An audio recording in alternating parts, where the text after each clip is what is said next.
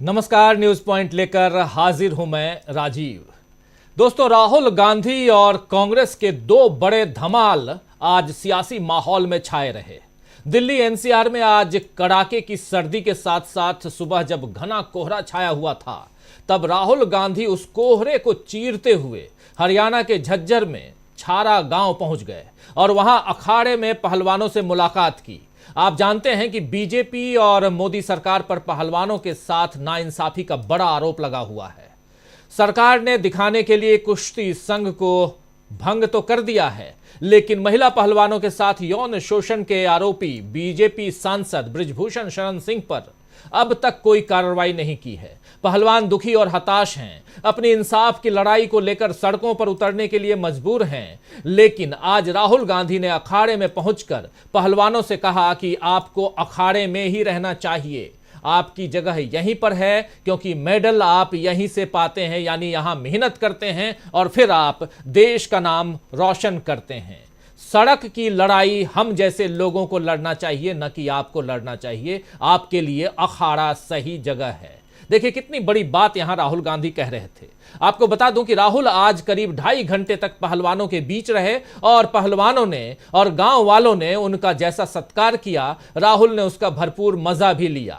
राहुल गांधी बार बार ये बता रहे हैं कि वो असल मायनों में जननेता हैं। जनता के बीच वो लगातार पहुंचते रहे हैं और अब एक बार फिर राहुल भारत जोड़ो यात्रा जैसी दूसरी यात्रा पर निकलने का ऐलान कर चुके हैं। जी हां, जो दूसरी यात्रा है, जो दूसरा धमाल है, वो भारत जोड़ो यात्रा का ही पार्ट 2 है। तो राहुल गांधी का पहला धमाल पहलवानों के बीच पहुंचना रहा और दूसरा मणिपुर से महाराष्ट्र तक भारत न्याय यात्रा का ऐलान है। दरअसल राहुल गांधी की इस दूसरी यात्रा में भारत में न्याय की बात होगी। नारी, युवा और अन्नदाता यानी किसान और देश का हर वो तबका जो किसी न किसी तरह से शोषण का शिकार है, राहुल गांधी उसके लिए न्याय यात्रा निकालने जा रहे हैं। आपको याद होगा कि 2019 के चुनाव में राहुल गांधी ने न्याय योजना की घोषणा की थी। अगर कांग्रेस सत्ता में उस वक्त आती तो सबसे गरीब परिवारों को 72,000 रुपए सालाना की मदद की बात इसमें की गई थी, लेकिन कांग्रेस सत्ता में नहीं आई और न्याय वहीं पर अटका रह गया। जब राहुल गांधी ने सब्जी विक्रेता, आप याद कीजिए, शायद आप लोग भूल गए होंगे, लेकिन उसको यहां रिकॉल करना जरूरी है कि दिल्ली की जो सब्जी मंडी है और वहां पर रामेश्वर नाम का एक सब्जी विक्रेता, और उसने राहुल गांधी से मिलने की इच्छा जाहिर की थी। राहुल गांधी ने उस सब्जी विक्रेता रामेश्वर को अपने घर बुलाया था। रामेश्वर से न्याय योजना का राहुल गांधी ने जिक्र किया था। तो रामेश्वर ने कहा भी था कि अगर ऐसा हो जाता है तो कितना अच्छा होगा, यानी न्याय योजना अगर गरीबों के लिए लागू हो जाए तो कितना अच्छा होगा। आइए भारत जोड़ो यात्रा के पार्ट 2 न्याय की बात करें, लेकिन उससे पहले रामेश्वर के उस बाइट को, राहुल गांधी और रामेश्वर के बीच जो बातचीत हुई थी, उसको यहां रिकॉल करना बहुत जरूरी है, उसको याद करना यहां बहुत जरूरी है, क्योंकि जो अब भारत जोड़ो यात्रा पार्ट 2 यानी भारत न्याय योजना राहुल गांधी लेकर निकलने वाले हैं, उस न्याय यात्रा में कहीं ना कहीं इस बातचीत का अंश आपको दिखाई देगा। जरा सुनिए क्या कुछ कह रहे हैं राहुल गांधी, क्या बातचीत हो रही है इस सब्जी वाले यानी रामेश्वर के साथ राहुल गांधी की। वैसे मेरी जीने की इच्छा नहीं थी इस संसार में कतई। अब तो है। हाँ, अब आप ऐसी बात नहीं करोगे। भगवान ने आशा बना तो दी है। अब आप ऐसी बात नहीं करोगे। जैसे केवट की नाव है, बीच में फंसी थी, किसी ने धक्का लगा दिया तो पार हो गई। जैसे ही आप सच्चाई बोलोगे, लोग हाँ उंगलियां उठाएंगे, आपके पीछे पड़ेंगे। वो तो ये तो होता है सच्चाई में तो इतनी हर कदम पर पत्थर मिलेगा आपको, हर कदम पर पत्थर मिलेगा। अब उस पत्थर को आप या पार करें या अपना पैर तोड़े। बस अगर आपके दिल में कुछ है और आपने बोल दिया, वो कमजोरी थोड़ी है। कमजोरी नहीं है, वो तो ईमानदारी है। आपको दूसरे लोगों के बारे में नहीं सोचना चाहिए। वो कहेंगे, वो कहते रहेंगे, आप उनके बारे में मत सोचिए। आप जो सच्चाई है उसको पहचानिए और उस पर काम कीजिए। आपके पापा वही तो कर रहे हैं। न्याय स्कीम था हमारा, उसमें हर गरीब व्यक्ति को साल के 72,000 रुपए सीधे बैंक अकाउंट में देने थे। उसके बारे में आप क्या सोचते हो? महीने के 6,000। सर फिर तो आम जनता ऐसी हो जाएगी सर, इससे बड़ा सुकून जनता को कहीं मिलेगा ही नहीं कभी। अगर ऐसा होता है तो इससे बड़ा सुकून तो जनता को कभी। हमने सोचा था कि ये करना चाहिए, क्योंकि तो अरबपतियों को इतना पैसा मिलता है, इतना कर्जा माफ होता है जनता। हाँ, तो थोड़ा सा पैसा सही बात है, हमारे गरीबों को गरीबों को बिल्कुल दिया जाए, उनका हक बनता है। इतना दुख किसी ने नहीं झेला होगा। अब घबराओ मत, अब नहीं घबराना आपको। तो सुन रहे थे यहां इस बात को, न्याय योजना का जिक्र जो उस वक्त आज से 3 महीना पहले रामेश्वर से जब मिले थे राहुल गांधी, उस वक्त का जिक्र यहां क्यों आ रहा है? क्योंकि आज भारत न्याय यात्रा की शुरुआत की घोषणा हुई है। दरअसल जो रामेश्वर की हसरत है वही हसरत देश के करोड़ों लोगों की भी है, और उसी हसरत को अब राहुल गांधी की इस दूसरी यात्रा के केंद्र में रखा जाएगा। इस भारत न्याय यात्रा के बारे में जयराम रमेश जो कांग्रेस के महासचिव भी हैं, उन्होंने आज उसका जिक्र किया, उसको बताया है, और क्या कुछ बताया है इसे भी आइए सुन लेते हैं। क्योंकि जयराम रमेश यहां पूरी यात्रा की प्लानिंग बता रहे हैं, कैसे कब ये यात्रा शुरू होगी, किन किन राज्यों से जाएगी यात्रा, ये सब शुरुआत में सुबह का जो हम लोगों ने लाइव किया था उसमें आप सुन चुके हैं। लेकिन यहां इससे आगे इस न्याय की बात करेंगे, और बात यह करेंगे कि आखिर कैसे बीजेपी की नींव हिलने वाली है दोस्तों। लेकिन पहले सुनते हैं इस यात्रा की प्लानिंग क्या है, सुनिए। जैसा कि अभी अभी वेणुगोपाल जी ने आपको जानकारी दी है, भारत जोड़ो यात्रा के बाद अब राहुल गांधी जी के नेतृत्व में कांग्रेस पार्टी भारत न्याय यात्रा निकालने वाली है। 14 जनवरी से लेकर 20 मार्च तक 6,200 किलोमीटर लंबी भारत न्याय यात्रा 14 राज्यों से गुजरेगी। मणिपुर में शुरुआत होगी और यह समाप्त होगी मुंबई में। भारत जोड़ो यात्रा के दौरान राहुल जी ने 3 मुद्दे उठाए थे। आर्थिक विषमताओं के बारे में उन्होंने जिक्र किया, सामाजिक ध्रुवीकरण के बारे में उन्होंने बातचीत की, और राजनीतिक तानाशाही जो आज हमारे देश में हकीकत बन गई है उसके बारे में जनता को अवगत कराया। तो ये 3 बड़े मुद्दे थे भारत जोड़ो यात्रा के समय में। उन्होंने अपनी आवाज़ बढ़ती हुई आर्थिक विषमताओं के बारे में, बढ़ती हुई सामाजिक ध्रुवीकरण के बारे में, और बढ़ती हुई राजनीतिक तानाशाही के बारे में उन्होंने अपने विचार जनता के बीच में रखा।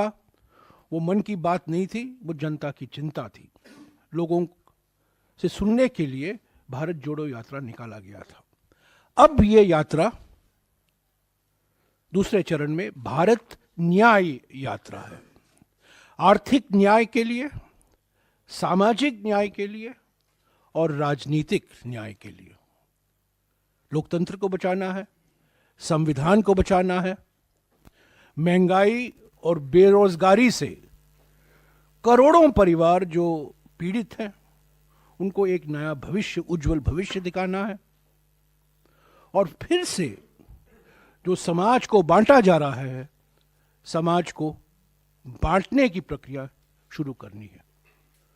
तो पहले भारत जोड़ो यात्रा, भारत को जोड़ने के लिए, और अब भारत न्याय यात्रा, ताकि लोगों में हम आश्वासन देंगे कांग्रेस पार्टी की ओर से, राहुल गांधी जी की ओर से, कि कांग्रेस पार्टी वचनबद्ध है लोगों को, आम जनता को आर्थिक न्याय, सामाजिक न्याय और राजनीतिक न्याय पूर्ण तरीके से उपलब्ध हो। तो यही है पृष्ठभूमि भारत न्याय यात्रा का। इसकी डिटेल अगले कुछ दिनों में हमारे महासचिव संगठन आपको देते रहेंगे, पर मोटे तौर से 14 जनवरी को ये शुरू होगा, 20 मार्च को समाप्त होगा। मणिपुर से मुंबई। भारत जोड़ो यात्रा में जम्मू और कश्मीर और दिल्ली के अलावा 12 राज्य शामिल थे। भारत न्याय यात्रा में 16 राज्य शामिल हैं, 14 राज्य शामिल हैं, पर 6,200 किलोमीटर लंबा ये भारत न्याय यात्रा है, जैसा कि इन्होंने आपको समझाया, ये ज़्यादातर बस यात्रा रहेगा, पर रोज पद यात्रा भी होगा, उसकी जानकारी आपको मिल जाएगी। पर ये यात्रा है आर्थिक न्याय के लिए, सामाजिक न्याय के लिए और राजनीतिक न्याय के लिए। तो मणिपुर से मुंबई तक ये यात्रा भारत न्याय यात्रा होगी। आप याद कीजिए कि मोदी जी तो मणिपुर का मां बोलने से भी बचते रहे, वहां जाना तो उनके लिए दूर की बात है। मोदी तो मिजोरम तक नहीं जा पाए, यानी कि मिजोरम तक जाने की हिम्मत नहीं जुटा पाए, लेकिन राहुल गांधी एक बार मणिपुर जाकर आ चुके हैं और अब वो मणिपुर से न्याय यात्रा निकालकर बीजेपी की जड़ें हिलाने का काम करेंगे। आप जानते हैं कि इस यात्रा में 6000 किलोमीटर से ज्यादा की दूरी तय होगी, जैसा बता रहे थे, अभी आप सुन रहे थे जयराम रमेश जो बता रहे थे। 6200 किलोमीटर से ज्यादा की दूरी तय होगी और पूर्वोत्तर से पूर्व, उत्तर और मध्य भारत होते हुए पश्चिम तक यह यात्रा चलेगी, यानी 300-350 से ज्यादा लोकसभा सीटें इस यात्रा में कवर हो जाएंगी। तय है कि इसका गहरा असर लोकसभा चुनावों पर भी पड़ेगा। अभी तो यात्रा का ऐलान ही हुआ है और देश में इसकी हलचल दिखाई दे रही है। जब यात्रा शुरू हो जाएगी तब बीजेपी कैसे अपनी सत्ता बचा पाएगी, आइए आज इसी पर चर्चा करेंगे और समझने की कोशिश करेंगे कि क्या सचमुच राहुल गांधी की जो ये न्याय यात्रा है, यानी राहुल गांधी का न्याय, क्या हिला देगा बीजेपी की जड़ें, बीजेपी की नींव, या राहुल गांधी की न्याय यात्रा हिला देगी बीजेपी की नींव। यह बहुत ज्यादा जरूरी, यहां पर न्याय शब्द को समझना जरूरी है और इस न्याय का यहां जिक्र क्यों आ रहा है और न्याय इस यात्रा के साथ क्यों जोड़ा गया है, जिसमें सामाजिक न्याय, आर्थिक न्याय और राजनीतिक न्याय की बात हो रही है। यह सब कुछ समझेंगे इस कार्यक्रम के जरिए। आइए हमारे साथ कुछ वरिष्ठ साथी जुड़े हुए हैं, उन सबसे पहले आपका परिचय करवाता हूं और आगे बढ़ते हैं। हमारे साथ देखिए इस वक्त 5 वरिष्ठ साथी जुड़े हुए हैं। मीनू जैन जी हमारे साथ जुड़ी हुई हैं। मीनू जी आपका स्वागत करता हूं। हमारे साथ सुनील शुक्ला जी जुड़े हुए हैं। सुनील जी आपका स्वागत है। हमारे साथ संजय कुमार सिंह साहब जुड़े हुए हैं। संजय जी आपका स्वागत करता हूं। हमारे साथ डॉक्टर दीपक पाचपोर जी जुड़े हुए हैं। दीपक जी आपका स्वागत है और स्वागत करता हूं अमलेंदु उपाध्याय जी आपका भी, और स्वागत इस्तकबाल आप तमाम दोस्त साथी शुभचिंतक आप सबका भी जो अब तक जुड़ चुके हैं, जो जुड़ने वाले हैं। भारत जोड़ो यात्रा पार्ट 2 की बात लगातार होती रही और उसको लेकर समय समय पर जो अपडेट्स आते रहे हम आप तक पहुंचाते रहे दोस्तों। लेकिन आज 2 बड़ी घटना सुबह से घटी। पहली घटना कि बिल्कुल कोहरे में, जीरो विजिबिलिटी में राहुल गांधी पहुंच जाते हैं झज्जर के एक गांव में, हरियाणा का झज्जर, और वहां के एक गांव छारा के जो अखाड़ा है उस अखाड़े में पहुंच जाते हैं राहुल गांधी, और वहां से लौटने के बाद वो घटना का क्रम अभी जारी ही है, उस पर चर्चा हो ही रही है। लेकिन उसके बाद दूसरी जो सबसे बड़ी खबर, चौंकाने वाली खबर सामने आती है कि भारत न्याय यात्रा निकालने जा रहे हैं राहुल गांधी, और वो भी 6200 किलोमीटर। छोटी मोटी यात्रा नहीं, इतनी लंबी यात्रा। इस यात्रा के क्या मायने हैं यह समझना जरूरी है, और सबसे बड़ी बात कि आखिर इसका नाम न्याय से क्यों जोड़ा गया। यहां रामेश्वर सब्जी वाला क्यों याद आ गया, क्यों उसकी बाइट हम सुना रहे थे, ये सब इस चर्चा में लेके आते हैं। सबसे पहले आना चाहता हूं मीनू जैन जी आपके पास ही। मीनू जी कैसे देखती हैं, कैसे स्वागत करती हैं भारत न्याय यात्रा का?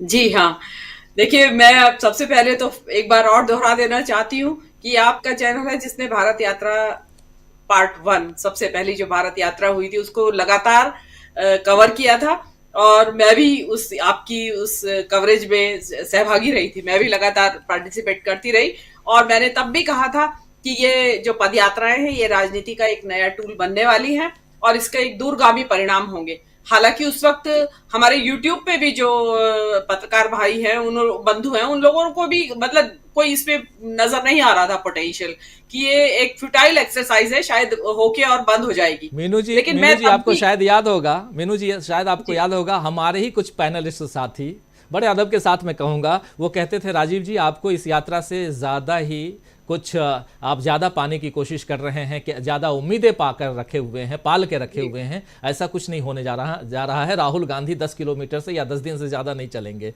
और देखिए राहुल गांधी 4000 किलोमीटर ही नहीं चले बल्कि अब 6200 किलोमीटर भी चलने वाले हैं। जी मीनू जी। जी तो वो यात्रा आप लगातार वहां से जो शुरू हुई यात्रा, मुझे इसमें तब भी पोटेंशियल नजर आ रहा था। वो किस लिए आ रहा था? क्योंकि जो लोगों का जो रिस्पांस था वो ये बता रहा था कि जनता नेता के साथ मिलना चाहती है और मिलकर चलना चाहती है, और 1 साल पहले की बात है राजीव जी, उसके बाद से इस देश में इस तरह का घटनाक्रम हो रहा है जिसमें कि लोगों की बेबसी सामने आई है और वो चाहते हैं अपनी आवाज उठाना, लेकिन उनको कोई लीडर चाहिए। देखिए, जनता स्वतः तो सड़कों पे अपनी खुद को लीड नहीं कर सकती, लेकिन उनको चाहिए कि कोई नेता सामने आए तो हम उसके पीछे लामबंद हो जाएं, हम उसके पीछे चलें। मैं आपको इसका एक पहले ही बता देती हूँ कि ये घोषणा हुई सुबह और मेरे पास फोन आने शुरू हो गए। जो उन 14 राज्यों में, कई राज्यों में कांटेक्ट है, वो बोले आप मीडिया से जुड़ी रहती हैं, आपको सारी जानकारी होगी, हमें बताइए कि किस दिन हमारे यहाँ आएगी और हम जुड़ेंगे इसमें। बोले हम पिछली बार मिस कर गए थे, हमें लगा नहीं था कि कुछ होगा, लेकिन अब लगता है कि ये तो जिंदगी का अनुभव है, हमें जाना है और साथ देना है, हमें आवाज उठानी है। तो ये चीज देखिए, अब इसमें आपने न्याय यात्रा की बात की कि इसको न्याय यात्रा कहा गया। देखिए, असल में न्याय का जो हत्या हुई है वो मणिपुर में हुई है और ये बहुत स्ट्रेटेजिक चुनाव, बहुत ही समझबूझ के साथ और बहुत ही विवेकपूर्ण निर्णय लिया गया है कि मणिपुर से इस यात्रा को शुरू किया गया। मणिपुर वो जगह है जहां पे इस देश की 2 महिलाओं को नग्न करके सड़क के ऊपर घुमाया गया, उनके साथ अश्लील हरकतें की गई और फिर सामूहिक बलात्कार किया गया। इतना सब कुछ हो गया, लेकिन देश के प्रधानमंत्री चुप्पी साधे रहे। 2 महीने तक, 3 महीने तक कुछ नहीं बोले। जबरदस्ती उनसे विपक्ष ने जबरन उनका मुंह खुलवाया, वो भी वो 2 घंटे सदन में बोलते रहे। उसके बाद केवल 38 सेकंड के करीब, 2 मिनट के करीब उन्होंने मणिपुर के ऊपर अपना मुंह खोला। लेकिन जो देश की महिला बाल विकास मंत्री है, जो हर बात में बोलती है संसद के अंदर, उन्होंने एक शब्द नहीं बोला। देश की राष्ट्रपति जो महिला है स्वयं, उन्होंने कुछ एक शब्द नहीं बोला। महिला राष्ट्र आयोग की अध्यक्ष ने एक शब्द नहीं बोला और इवन यहाँ तक कि जो राज्यपाल थी मणिपुर की, उन्होंने एक शब्द नहीं बोला। तो जहां पे अन्याय, जिसको कहते हैं कि महिला जो हमेशा से अन्याय और शोषण का शिकार रही है, तो वहां पे केवल राहुल गांधी एक ऐसे नेता थे देश के जो वहां पहुंचे उनके घावों पे मरहम लगाने और उनकी बात को सुनने। तो आज जो फिर वहां वापस जा रहे हैं, तो मेरी गुजारिश है महिलाओं से कि वो इस यात्रा में ज्यादा से ज्यादा सहभागिता करें, क्योंकि महिलाओं के लिए आवाज उठाने के लिए वहां से जा रहे हैं। वहां जो अन्याय हुआ है उन महिलाओं के साथ, एक समुदाय विशेष की महिलाओं के साथ, और आज भी मणिपुर में ये गृह युद्ध जैसी स्थितियां बनी हुई हैं, तो उसके बावजूद कोई देखने वाला नहीं है। तो वहां से इस यात्रा का शुरुआत होना, तो इसका मतलब क्या कि वो मणिपुर के लिए न्याय मांगने की शुरुआत होगी। जो सरकार है उसके कान में आवाज पहुंचे, इसकी एक कोशिश होगी। और न्याय होगा, आर्थिक न्याय होगा। देखिए, एक आप कहते हैं कि हम 5वें नंबर की अर्थव्यवस्था है, लेकिन 5वें नंबर की अर्थव्यवस्था किसके लिए है? कुछ गिने चुने लोगों के लिए। बाकी की जनता, 80 करोड़ की जनता जो है वो सरकारी अनाज के ऊपर अपना पेट भरती है। अगर सरकार से अनाज मिलेगा तो उनका पेट भरेगा, नहीं तो भूखे मर जाएंगे। तो ये भी न्याय, उनको आर्थिक न्याय भी चाहिए। देश की जो संस्थाएं, जितनी भी संवैधानिक संस्थाएं हैं, वो सब कॉम्प्रोमाइज हो चुकी हैं। उनका सबको तहस नहस कर दिया गया है। वो न्याय चाहिए। जनता की आवाज को गला घोटा जा रहा है, जनता के प्रतिनिधियों को बोलने से रोका जा रहा है। इवन जनता के जो प्रतिनिधि हैं, सांसद है, वो संसद में नहीं बोल सकते, उनको बोलने से रोका जाता है, निष्कासित कर दिया जाता है सदन से। वहां न्याय चाहिए। मतलब एक अन्याय, एक तरीके का अन्याय हो रहा है, 1000 तरीके का अन्याय हो रहा है। मीडिया देखिए क्या दिखाता है, दिन रात एक ही चीज। ये जनता का जो आंखें, उनके ऊपर अन्याय है। बुद्धि के ऊपर जो उनको सवाल उठाया जा रहा है कि आप मतलब बिल्कुल ही मूर्ख समझ लिया है जनता को, तो उसका भी न्याय होगा। इसमें बहुत सारी, एक न्याय की एक आवाज नहीं उठेगी, कई सारी आवाजें हैं राजीव जी, जो ये भारत जोड़ो यात्रा एक साथ उठाएगी। और ये जो भारत जोड़ो यात्रा पहली जो थी, मैं तो आपसे कहती हूँ कि ये तीसरी भारत जोड़ो यात्रा है। पहली भारत जोड़ो यात्रा 31 जनवरी को खत्म हो गई थी। दूसरी भारत जोड़ो यात्रा राहुल गांधी लगातार चलाते रहे, चाहे वो रामेश्वर सब्जी वाले से मिले, चाहे गिग वर्कर से मिले, चाहे कुलियों से मिले, चाहे ट्रक ड्राइवर से मिले, चाहे ऑटो रिक्शा ड्राइवर से मिले। वो भारत जोड़ो यात्रा 2 थी और ये तीसरी चल रही है। इसमें भारत जुड़ेगा और डेफिनेटली इसकी टाइमिंग वगैरह की जो बातें हो रही है वो आगे आप बात करेंगे, तो आगे उसके बारे में और डिटेल बात आगे हम लोग करेंगे। बिल्कुल बिल्कुल, आगे भी हम इन तमाम मसलों पे, और लगभग 359 सीटें आती हैं इन 14 राज्यों में। लगभग 359 सीटें, 58-59 सीटें हो सकती हैं। और सबसे बड़ी बात कि ये 60% से ज़्यादा सीटें होती हैं जिसको कवर करेगी ये यात्रा। 85 ज़िले और 14 राज्य, और इन 14 राज्यों में वो तमाम राज्य हैं जो उत्तर से लेकर पूरब से लेकर पश्चिम तक, और उसमें उत्तर भी शामिल है।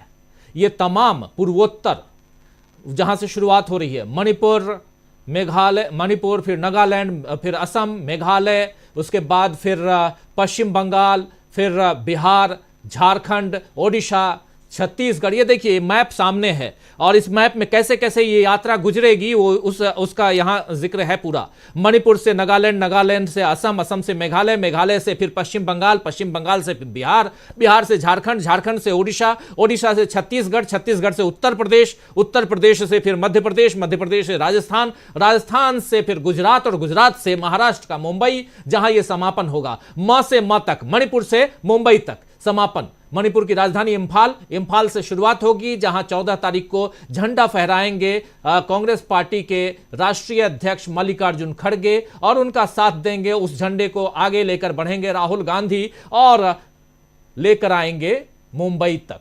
छोटी मोटी यात्रा नहीं, लेकिन 14 जनवरी से इस यात्रा की शुरुआत हो रही है और 20 मार्च को यह यात्रा खत्म हो रही है। 14 जनवरी से 20 मार्च के बीच लगभग 68 डेज हैं, 68 दिन, और उसमें कुछ छुट्टियां भी पड़ेंगी। इन सबको लेकर देखा जाए तो 8 छुट्टियां निकाल दी जाए तो 60 दिनों में, यानी 2 महीने में ये यात्रा 6200 किलोमीटर की यात्रा पूरी हो जाएगी। मतलब एक महीने में 3100 किलोमीटर चलेंगे और अगले महीने 3100, 6200 किलोमीटर। छोटी मोटी यात्रा नहीं। चलिए, यात्रा का जिक्र तो है, लेकिन इस यात्रा में न्याय को जोड़ने का क्या मतलब है, उसी की चर्चा हम अभी कर रहे हैं और इसको आगे बढ़ाने की कोशिश कर रहे हैं। न्याय में नारी भी है, न्याय में युवा भी है, न्याय में अन्नदाता भी हैं, और न्याय में वो वंचित समाज भी है जिसका न्याय करने का बीड़ा 2019 में कांग्रेस ने उठाया था, लेकिन वो पूरा नहीं हो पाया। क्या अब इस न्याय को घर घर तक, जन जन तक पहुंचाने का बीड़ा राहुल गांधी ने इस यात्रा के जरिए उठा लिया है? और अगर वो घर घर तक, क्योंकि उस समय कहा गया था, सुनील शुक्ला जी, एक चुनाव हारने के बाद, 2019 का चुनाव हारने के बाद कांग्रेस ने एक सर्वे करवाया था, इंटरनल सर्वे, और राहुल गांधी की बिल्कुल ही जो कहा जाए कि जो दिल से निकली हुई बात को जनता तक पहुंचाना और उसको अमल में लाना न्याय योजना थी। 6,000 रुपये महीने के हिसाब से 12,000 रुपये साल का उस गरीब वंचित परिवार को देना, जिसका जिक्र अभी रामेश्वर से कर रहे थे राहुल गांधी की अमीरों के इतने लाखों करोड़ रुपए हम सरकार जो है वो मुफ्त में बांट देती है या फ्री कर देती है या उसको राइट ऑफ कर देती है, लेकिन गरीबों का क्या होगा? गरीबों को 72,000 रुपये अगर मिल जाए तो क्या बुरा है? यहां पर जो ये बात है, ये महत्वपूर्ण बात है। इस चीज को समझने की कोशिश करना जरूरी है, और अब राहुल गांधी उसी को आगे बढ़ाने की कोशिश कर रहे हैं। न्याय से कैसे देखते हैं इस यात्रा को जोड़ते हुए कांग्रेस पार्टी उस न्याय को जन जन तक पहुंचाने में कितना कामयाब होती है, जरा इसका जिक्र करना यहां जरूरी है। आपसे यह समझना चाहूंगा कि कैसे आप देखते हैं, और वो भी उत्तर भारत में। सुनील शुक्ला जी, ये पूर्वोत्तर से लेकर पश्चिम का मुंबई, दक्षिण में किला फतह कर चुके हैं, और अगर इसमें पूरी तरह से खंगाल लेते हैं तो फिर क्या नींव नहीं हिलेगी बीजेपी की? सुनील शुक्ला जी। धन्यवाद राजीव जी। एक अब इसी बात की आवश्यकता थी। आवश्यकता यह थी कि जो जिस बात को कांग्रेस कह रही है, खासतौर से राहुल गांधी कह रहे हैं, और उन्होंने पिछले चुनाव में अपने न्याय योजना की बात की थी, फिर अब उन्होंने सामाजिक न्याय के तहत जातीय जनगणना की बात कही, सामाजिक और आर्थिक रूप से पिछड़े हुए वर्ग के लोगों को आगे लाने की बात कही, उन्होंने गरीब लोगों को आर्थिक मदद देने की बात कही, उन्होंने कारपोरेट्स को राहत देने के बजाय बेरोजगारों के लिए रोजगार सृजन की बात कही, और लोगों के आर्थिक रूप से सशक्त करने की बात उन्होंने कही है। अब आवश्यकता इस बात की थी कि जो बात राहुल गांधी पिछले चुनाव से लगातार कहते चले आ रहे हैं वो लोगों तक पहुंचाई कैसे जाए, क्योंकि जो कांग्रेस का संगठन रहा वो मध्य प्रदेश, राजस्थान और छत्तीसगढ़ तीनों में विफल रहा हो इस राहुल गांधी की बातों को पहुंचाने में। राहुल गांधी जिन जिन बातों का जिक्र कर रहे थे वहां के स्थानीय क्षत्रप उनकी बात नहीं कर रहे थे, और जो संचार के संसाधन है वो तो राहुल गांधी उनके लिए अप्रिय है, उनको तो पूछते नहीं है वो। तो सवाल यही था जो राहुल गांधी अपने भारत जोड़ो यात्रा के शुरुआत में कही थी कि चूंकि संसद में बोलने नहीं दिया जाता, मीडिया उनको कवर नहीं करता, चैनल्स उनको दिखाते नहीं है, तो अपनी बात कहने के अपनी बात आम जनता तक पहुंचाने के लिए इस यात्रा के अलावा कोई विकल्प नहीं था। राहुल गांधी ने एक जबरदस्त एक काम किया जिसकी उम्मीद की जा रही थी। इस यात्रा से न केवल वो अपने न्याय की बात न्याय संदेश देने में सफल रहेंगे, बल्कि जो इंडिया दल समूह के राजनीतिक दल हैं उन राजनीतिक दलों को भी सक्रिय करेंगे, क्योंकि यह आवश्यक भी है कि जो बातें आप कह रहे हैं वो आम आदमी तक पहुंचाने में जो राजनीतिक दलों की भूमिका है, खासतौर से इंडिया दल समूह के दलों की जो भूमिका है, उसके लिए भी आवश्यक है कि उन राजनीतिक दलों के कार्यकर्ताओं के बीच में एक सिनर्जी डेवलप हो, और वो राजनीतिक कार्यक्रमों से ही पैदा हो सकती है। राहुल गांधी का ठीक चुनाव के पहले इस तरह का यह अभियान जो उनके न्याय के की बात है, चाहे उनका न्याय का जो कार्यक्रम रहा हो, चाहे महिलाओं को, मजदूरों को, किसानों को, विपन्न लोगों को, आर्थिक रूप से पिछड़े लोगों को न्याय देने की बात रही है, उन लोगों की बात लोगों तक पहुंचा करके उनका विश्वास हासिल करने की कोशिश है। सवाल यही है कि ये बात लगातार कही जा रही है कि आखिर वो कौन सी बातें हैं कि जो बात के भारतीय जनता पार्टी अगर कोई बात कहती है तो लोग उस पर यकीन कर लेते हैं, कांग्रेस जो बात कहती है उस पर यकीन नहीं करते। सवाल ये नहीं है यकीन का, सवाल ये कि कांग्रेस जो बात कहती है वो लोगों तक पहुंचती ही नहीं है। और ये जो राहुल गांधी ने जो यह यात्रा दूसरे चरण की अपनी शुरू की है, जिसमें न्याय को काफी विशेष रूप से उल्लेख किया है, और यह इस बात के लिए महत्वपूर्ण कि यह लोगों को प्रभावित करेगी और एक नैरेटिव बनाने का प्रयास करेगी। राहुल गांधी ने जब मणिपुर की यात्रा की थी, जब वहां पे एक हिंसक घटनाएं हो रही थी, उस समय भी उन्होंने इस बात को उठाया था कि यहाँ के जो विभिन्न वर्गों के साथ अन्याय हो रहा है और आपसी जो संघर्ष हो रहे हैं उनको रोकने की कोशिश नहीं की जा रही है जी। उस बात को उन्होंने अपने मिजोरम के चुनाव के दौरान इस बात को कही कि यहाँ की महिलाएं न्याय से वंचित हैं, यहाँ के आदिवासी न्याय से वंचित हैं, और सरकार से जो उम्मीद की जाती है उन उम्मीदों को सरकार पूरा करने में विफल रही है। एक बड़ी जरूरत थी, वो जरूरत थी कि एक पब्लिक कनेक्ट की, जो राहुल गांधी ने अपने भारत जोड़ो यात्रा के दौरान शुरू किया था, उस कनेक्ट को और व्यापक करने की इसकी व्यापकता इसलिए आवश्यक थी कि इस दौरान जो राहुल गांधी ने गारंटियां दी, कांग्रेस ने जो गारंटियां दी, उन गारंटियों को अपने विभिन्न राज्य सरकारों में उसको लागू किया, महिलाओं को, किसानों को, युवाओं को जो लाभ पहुंचाने की कोशिश की। एक छोटे छोटे वर्ग, गीक वर्कर जिसको हम लोग कहते हैं, डिलीवरी बॉयज, उनको राहत देने की जो कोशिश की, जो किसानों को मदद करने की कोशिश की, उनको एक तरह का जो वो तमाम अधिकारों से वंचित थे उनको एक राहत देने का प्रयास किया। तो ये सबसे बड़ा सवाल था कि जो सामाजिक न्याय वाली बात थी, और अपने इनके न्याय योजना जो पुराने चुनाव के दौरान की थी, उस बात को लोगों तक पहुंचाना। और मेरा अपना मानना यह है कि अगर कांग्रेस इन यात्राओं के अलावा कोई उसके पास विकल्प नहीं है, कोई तरीका उसके पास नहीं है कि वह अपनी बात लोगों तक पहुंचा सके, तो राहुल गांधी की जो अपनी विश्वसनीयता, इस विश्वसनीयता के साथ इस अभियान में इंडिया दल समूह के लोगों को जोड़ना और पूरी यात्रा के दौरान लोगों से एक मुलाकात, पब्लिक कनेक्ट और बेहतर होना, निश्चित रूप से यह भारतीय जनता पार्टी के लिए चुनौती होगी। क्योंकि बार बार नहीं कहा जा रहा है ना, कहा तो जा रहा है कि कांग्रेस के विपरीत भारतीय जनता पार्टी का जो संगठन है, 20 संगठन उनके हैं, वो कुछ न कुछ करते रहते हैं, वो दिखाई पड़े या ना दिखाई पड़े।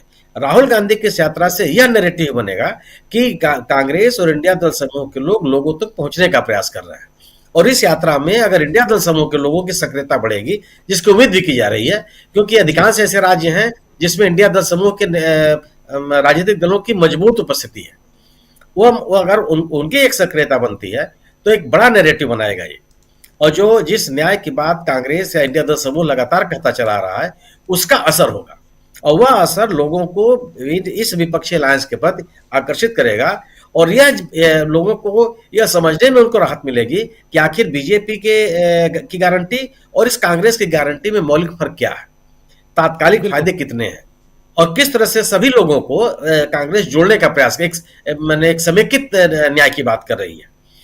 वो ये जो एक राजनीतिक विमर्श पैदा करने की कोशिश है कांग्रेस की, वह पूरा का पूरा अभियान इस यात्रा के माध्यम से मुझे लगता है कि बहुत ज्यादा घनीभूत होगा।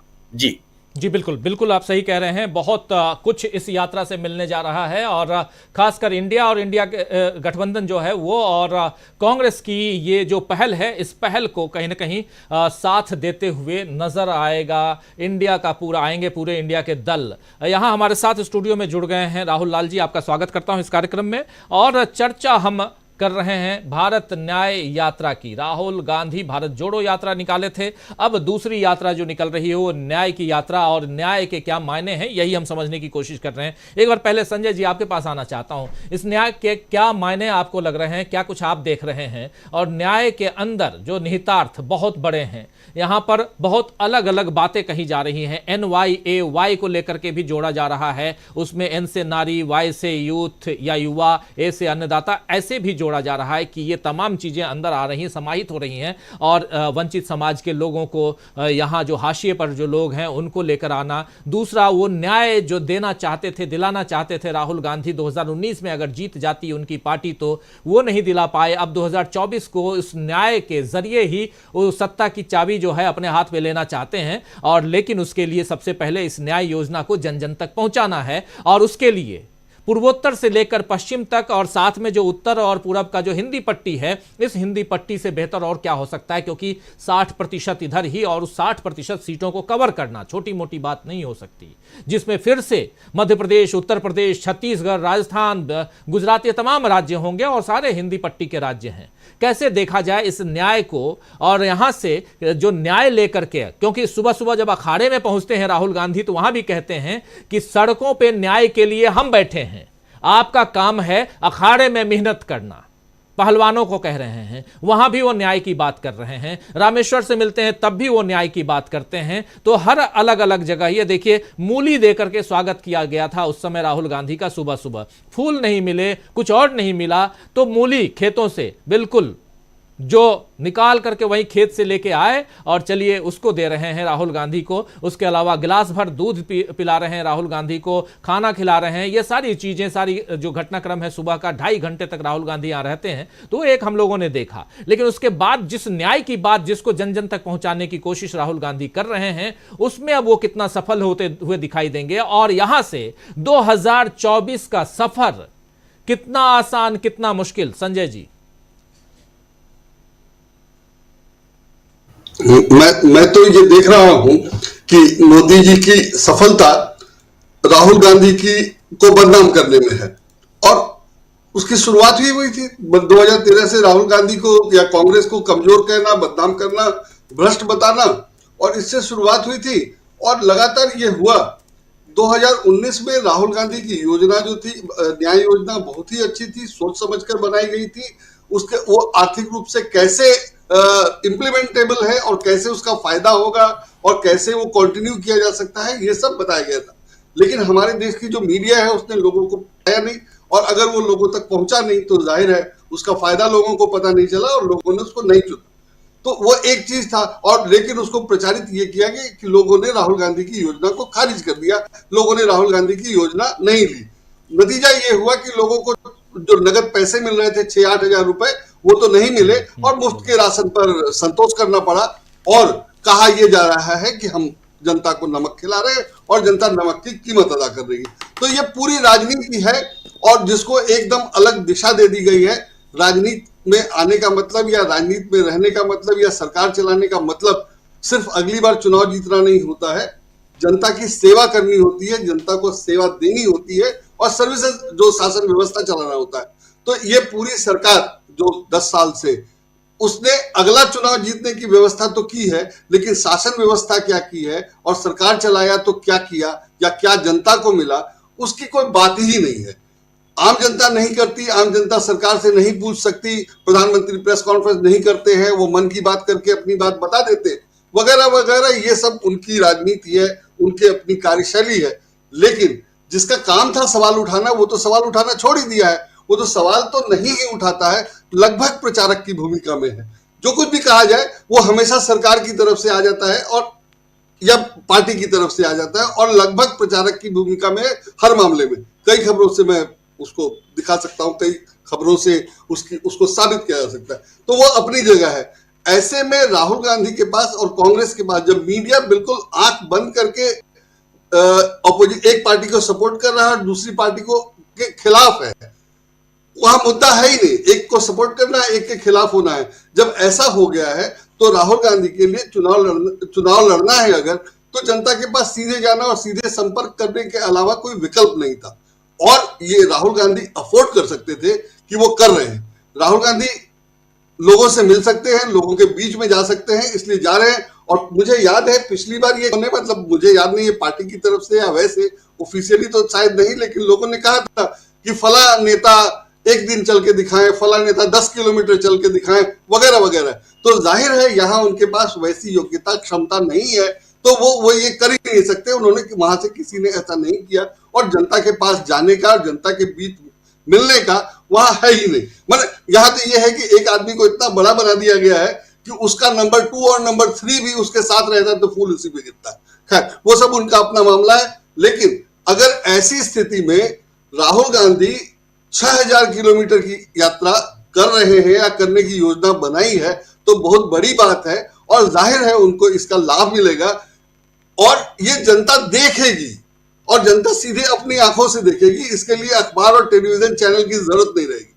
कि पहले ये था ना कि सरकार जो है सो जनता के घर जाती है, अब एक सरकार नहीं, अब जो है ये बताने के लिए कि हम क्या कर रहे हैं या हम क्या करेंगे या वोट मांगने के लिए ही सही, अगर राहुल गांधी या उनकी पार्टी इतनी लंबी यात्रा कर रही है और जनता के बीच जा रही है तो निश्चित रूप से इसका उसको फायदा होगा, और फायदा बहुत ज्यादा होगा।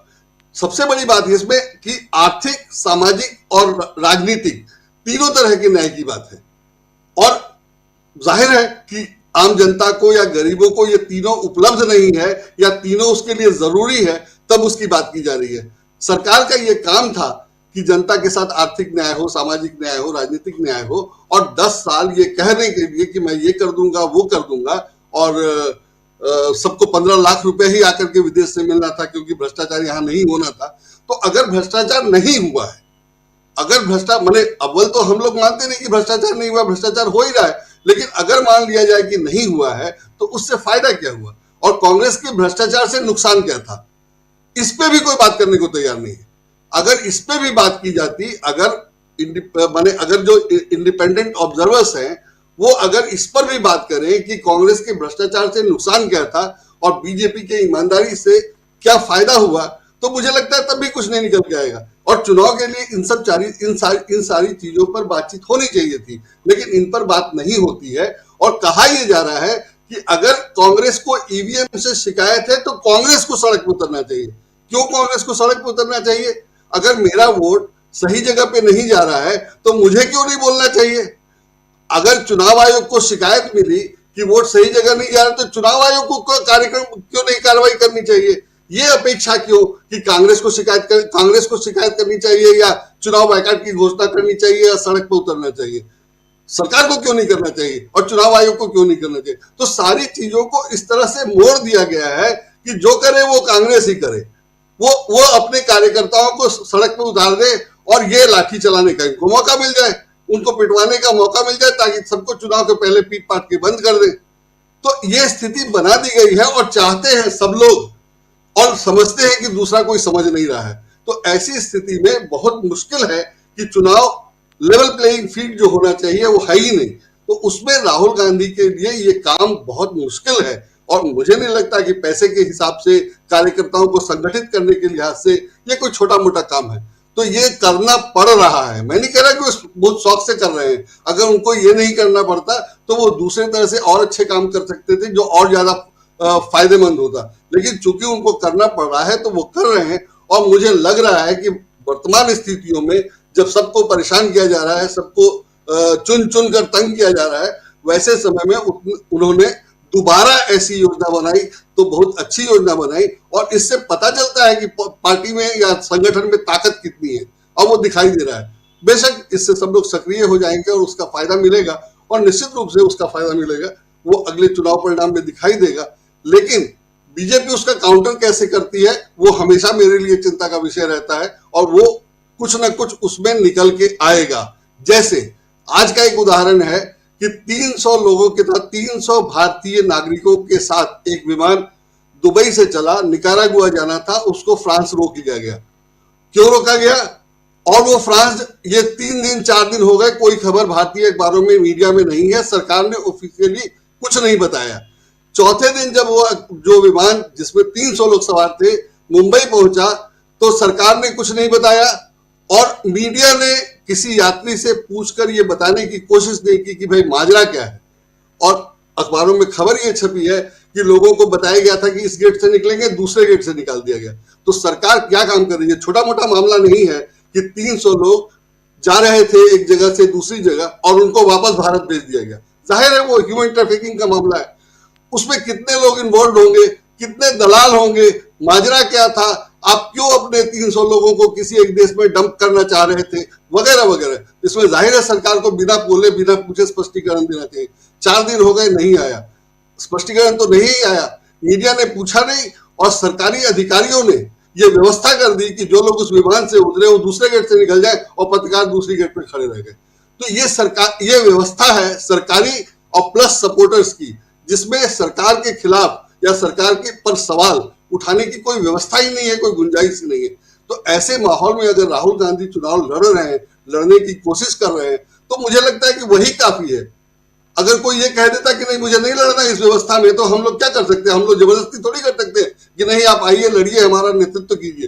तो जो हालत बना दी गई है वो चुनाव लड़ने के लायक ही नहीं है। उसमें राहुल गांधी या सब लोग जो भी लोग लड़ रहे हैं उनकी तारीफ इस बात के लिए की जानी चाहिए कि वो मैदान में तो डटे हुए हैं। जिस ढंग से लोगों को परेशान किया जा रहा है उसमें मैदान में तो डटे हुए। आज ईवीएम पे बात हो रही थी तो मैंने कहा कि अगर ईवीएम को बदल दिया जाए तो जो कांग्रेस का प्रतिनिधि होगा वो यही तो कहेगा कि भाई ये सिग्नेचर मेरा नहीं है, टैली नहीं कर रहा है, तो उसको तो थानेदार धमका देगा। उसके लिए तो बड़े सीबीआई ईडी की जरूरत भी नहीं है। तो अगर कांग्रेस के 4 या 5 रिप्रेजेंटेटिव है जहां ईवीएम खुल रहा है या बदल दिया गया है, वहां सील नहीं मिल रहा है या सिग्नेचर नहीं मिल रहा है, तो क्या किया जा सकता है? व्यवस्था यही है कि जो प्रतिनिधि होगा वो कहेगा कि भाई ये नहीं मिल रहा है, और जो व्यवस्था है उसमें अगर उसको 5 लोग धमका दे के चुप रहो तो वो डर जाएगा बेचारा और चुप रहेगा। ऐसा नहीं हो रहा है, ये मैं क्यों मान लूं? तो ये हालत है। इसमें चुनाव कैसे होंगे, क्या होंगे, ये तो बाद की बात है, लेकिन निश्चित रूप से इस यात्रा का फायदा होगा। राजीव जी, निश्चित रूप से इस यात्रा का फायदा कांग्रेस और इंडिया गठबंधन को मिल सकता है, लेकिन हम यहां समझने की कोशिश कर रहे हैं उसके साथ साथ कि क्या न्याय नाम को यहां लाने के साथ साथ एक ट्रंप कार्ड या कहें तुरूप का इक्का ये चल दिया है कांग्रेस पार्टी ने, और यहां से बहुत मुश्किल है आगे बढ़ना बीजेपी के लिए, क्योंकि एक तरफ न्याय और दूसरी तरफ हिंदुत्व। न्याय और हिंदुत्व की चाशनी अलग अलग है और इसमें कौन कितना डुबकी लगाता है ये देखना होगा। उत्तर भारत की पूरी लड़ाई है, दक्षिण भारत से बीजेपी का जो पत्ता है वो ऑलरेडी साफ हो चुका है, कट चुका है, वहां कुछ भी नहीं है बीजेपी के पास। लेकिन जो उत्तर भारत है, यहां सेंधमारी की जो कोशिश हो रही है, न्याय उस पर कितना हावी हो सकता है? राहुल लाल जी कैसे देखते हैं आप? मैं मानता हूं कि भारतीय जनता पार्टी के लिए ये बिल्कुल एक परेशान करने वाला मामला है, क्योंकि 1952 से लेके अब तक जितने लोकसभा के चुनाव हुए हैं, इस अकेले न्याय यात्रा ने 2024 के लोकसभा चुनाव को एक नया आयाम दे दिया है। क्योंकि देखिए, भारत जोड़ो यात्रा प्रथम हम लोग देख चुके हैं, राहुल गांधी कितना सफलतापूर्वक उस यात्रा वो कर भी चुके हैं। वो यात्रा पूरी तरह से गैर राजनीतिक यात्रा थी, लेकिन जो मुद्दे उन्होंने उठाए और देश भर में उसके कारण से जो करंट पैदा हुआ, एक जहाँ पे कि हर तरफ पूरे देश भर में एक निराशा की स्थिति बनी हुई थी, वहाँ पे राहुल गांधी एक आशा की किरण बन के आए। आज तो मैं कहता हूँ कि कांग्रेस में तो राहुल गांधी हैं ही, लेकिन अगर टीम इंडिया से भी अगर राहुल गांधी को हटा दिया जाए फिर क्या बचता है टीम इंडिया में? तो अगर चाहे वो विपक्ष हो, कांग्रेस हो, टीम इंडिया हो, उसके केंद्रीय बिंदु में अगर कोई है तो राहुल गांधी हैं, क्योंकि उनकी भारत जोड़ो यात्रा कभी बंद नहीं हुई। वो अलग अलग रूपों में अलग अलग समय में चल रही थी, और ये यात्रा जिसका नाम इन्होंने भारत न्याय यात्रा रखा है, मैं इस नाम से भी काफ़ी सहमत हूँ, इसलिए कि मुझे लगता है कि 2014 से लेकर अब तक का जो 10 वर्षों का पीरियड रहा है, स्वतंत्र भारत में ये सबसे ज़्यादा अन्याय का समय रहा है। यहाँ पे अन्याय जिस तरह से अलग अलग सतह पे उभर कर आई है, चाहे वो हम लोग राजनीतिक स्तर पे देखें कि सुप्रीम कोर्ट एक निर्णय लेता है और वो कॉलेजियम सिस्टम लाता है कि निर्वाचन आयोग के लिए, और वहाँ पे सीजीआई को सीधे सीधे जो है कि संसद से हटा दिया जाता है, और वो जब पूरे कानून के ऊपर संसद में बात होती है तो विपक्ष को संसद से हटा दिया जाता है। तो विपक्ष से आप संसद को हटाते हैं, सुप्रीम कोर्ट के दिए गए निर्णय को हटा के आप सीजीआई को हटा देते हैं। तो एक कैसे अन्याय की स्थिति है, चाहे वो राजनीतिक स्तर पर देखें, हम लोग सामाजिक स्तर पर देख रहे हैं, आर्थिक स्तर पे जो तमाम स्थितियां हैं कि ये सरकार चल ही रही है, लग रहा है पूंजीपतियों के लिए। ऑक्सफाम के जो रिपोर्ट में हम लोगों ने देखा कि देश में जो सबसे ज़्यादा टैक्स चुका रहे हैं, देश के सबसे ज़्यादा गरीब जनता, वो देश के 64% टैक्स को चुकाने का काम कर रही है, और देश के सबसे अमीर लोग जो 10% लोग हैं वो मुश्किल से जो है कि 1% का भी टैक्स नहीं दे रहे हैं वो। तो ये जो पूरी विषमता की खाई बनी पड़ी हुई है। हम लगातार राहुल गांधी कल भी देखिए मिले थे एयरफोर्स के उन छात्रों से जो लोग बेचारे पारित उस एग्जाम को पास कर चुके हैं, लेकिन अग्निवीर योजना के कारण वो एग्जामिनेशंस के सफल विद्यार्थियों का भी जो है कि परिणाम कैंसिल कर दिया गया जी। कहीं पर भी आप पब्लिक डिबेट में अब जाइए राजीव जी, हर तरफ वो बेचारे लड़के धरना प्रदर्शन गांधीवादी सब कुछ कर रहे थे, लेकिन उनको सुनने के लिए कोई नहीं था। अंततः देखिए राहुल गांधी ने दरवाजे वहां पे भी खोले। तो इस भीषण अन्याय के बीच में न्याय को लेके आए। देखिए जिसको हिंदुत्व कहा जा रहा है, जो आपने सवाल किया कि एक तरफ न्याय और दूसरे तरफ हिंदुत्व, हिंदुत्व की जो पूरी व्याख्या भारतीय जनता पार्टी लेके बैठी है, जो तमाम व्याख्याएं चल रही हैं वहाँ पे, और मर्यादा पुरुषोत्तम राम को जिस तरह से वहाँ पे प्रस्तुत किया जा रहा है, वो तो भगवान राम भी देख रहे होंगे, शर्मा जा रहे होंगे। तो वो हिंदुत्व तो मुझे लग रहा है उसे हिंदुत्व कहना हिंदू धर्म की भी जो है कि एक तरह से बदनामी वाली बात है, उससे मैं कहूँगा अन्याय। तो ये लड़ाई है सीधे सीधे न्याय बनाम अन्याय की लड़ाई है। एक प्रधानमंत्री 10 वर्षों में एक प्रेस कॉन्फ्रेंस तक नहीं करते हैं, सोचिए कि और फिर वो मर्यादा पुरुषोत्तम राम की बात करते हैं वो। तो ये कहीं से भी तुलना वाली एक सहज स्थिति नहीं दिखती। और जो पूरा मैप बना है, ये मैप बहुत ही शानदार किस्म का मैप है। 14 राज्यों से जा रही है, जहाँ से 85 जिलों में ये यात्रा ट्रेवल कर रही है। उसमें 98 लोकसभा की सीटें हैं, और 98 लोकसभा सीटों में इस समय जो सीधे डायरेक्टली, इनडायरेक्ट वे में तो तमाम राज्यों को जोड़ेंगे तो 350 से ऊपर 360 370 सीटें, 355 सीटें आती हैं। 355 जिन स्टेट से गुजर रही है। हाँ, और मैं कह रहा हूँ डायरेक्टली जो ये गुजर रही है वही सीटें 98। उस 98 में से कांग्रेस के पास केवल 5 सीटें हैं, और अगर 355 को जोड़ लीजिए तो वहां पे भी हमें लग रहा है 1-1.5 दर्जन से ज्यादा कांग्रेस के पास आज सीटें उन जगहों पे भी नहीं है। तो ये भारतीय जनता पार्टी के लिए कितनी चुनौती वाली स्थिति है, क्योंकि वो जिस तरह से मर्यादा पुरुषोत्तम राम को लेके नारा लगा रहे हैं, 22 जनवरी को लेके, तमाम तरह के चीजों को लेके, अब तो लोगों ने कहना शुरू कर दिया कि भाई क्यों जनता का धन अपव्यय कर रहे हैं, वहीं बना लीजिए एक पीएमओ, वहीं स्थापित कर दीजिए, देश आप वहीं से चला लीजिए। अब तो लोग ये भी चीज कर रहे हैं। लोग अब जब रामचरितमानस की जितनी ज्यादा व्याख्या कर रहे हैं बीजेपी वाले लोग, उसमें खुद राजीव जी फंसते हुए नजर आ रहे हैं। अब जनता क्या कह रही है?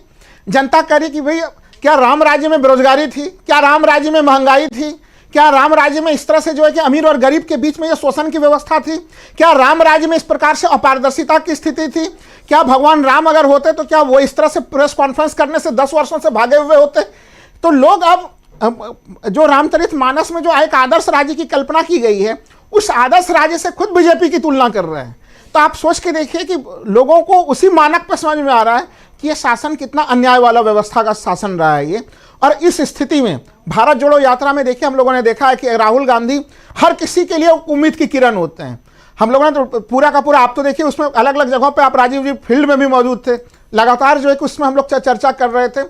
और मैं अभी भी मानता हूं कि भारत जोड़ो यात्रा प्रथम या ये भारत न्याय यात्रा, ये इसने पूरे चुनाव के माहौल को बदल दिया है। मतलब ऐसा चुनाव हमें नहीं लग रहा है कि देश में कभी हुआ होगा कि एक तरफ बिल्कुल एक सरकार ऐसी है जो किसी भी हर प्रकार के संवैधानिक संस्थाओं के ऊपर दबाव बनाने का प्रयास कर रहा है, लेकिन राहुल गांधी कहीं कहीं देश के जनता में एक तरह से उम्मीद की किरण बन के उसमें ऊर्जा जगाना चाह रहे हैं। हम लोग जो सवाल बार बार पूछते हैं कि ईवीएम का क्या होगा, मैं कह रहा हूं जिस दिन 140 करोड़ की जनता जाग जाएगी उस दिन ईवीएम का भूत भी भाग जाएगा। सरकार के ऊपर अगर एक एक नागरिक जागरूक हो जाएगा तो फिर ऐसे स्थिति में ईवीएम के माध्यम से वोट का हेराफेरी की स्थिति भी नहीं बचेगी।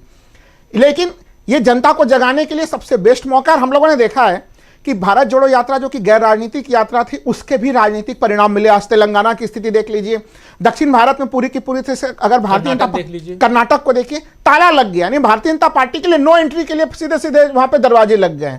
उत्तर भारत में हिमाचल प्रदेश का हम लोगों ने चुनाव परिणाम देखा।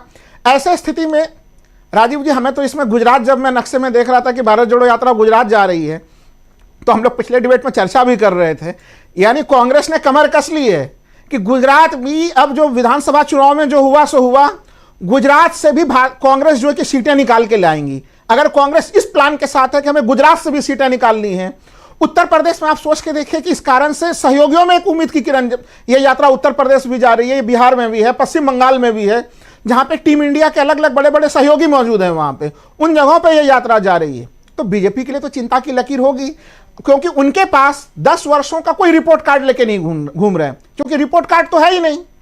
स्थिति है कि एक बड़े से अखबार में हमने आर्टिकल लिखा, मैं नाम नहीं लूंगा उस अखबार का, उसमें कर्ज को लेकर हमने एक आर्टिकल लिखा था।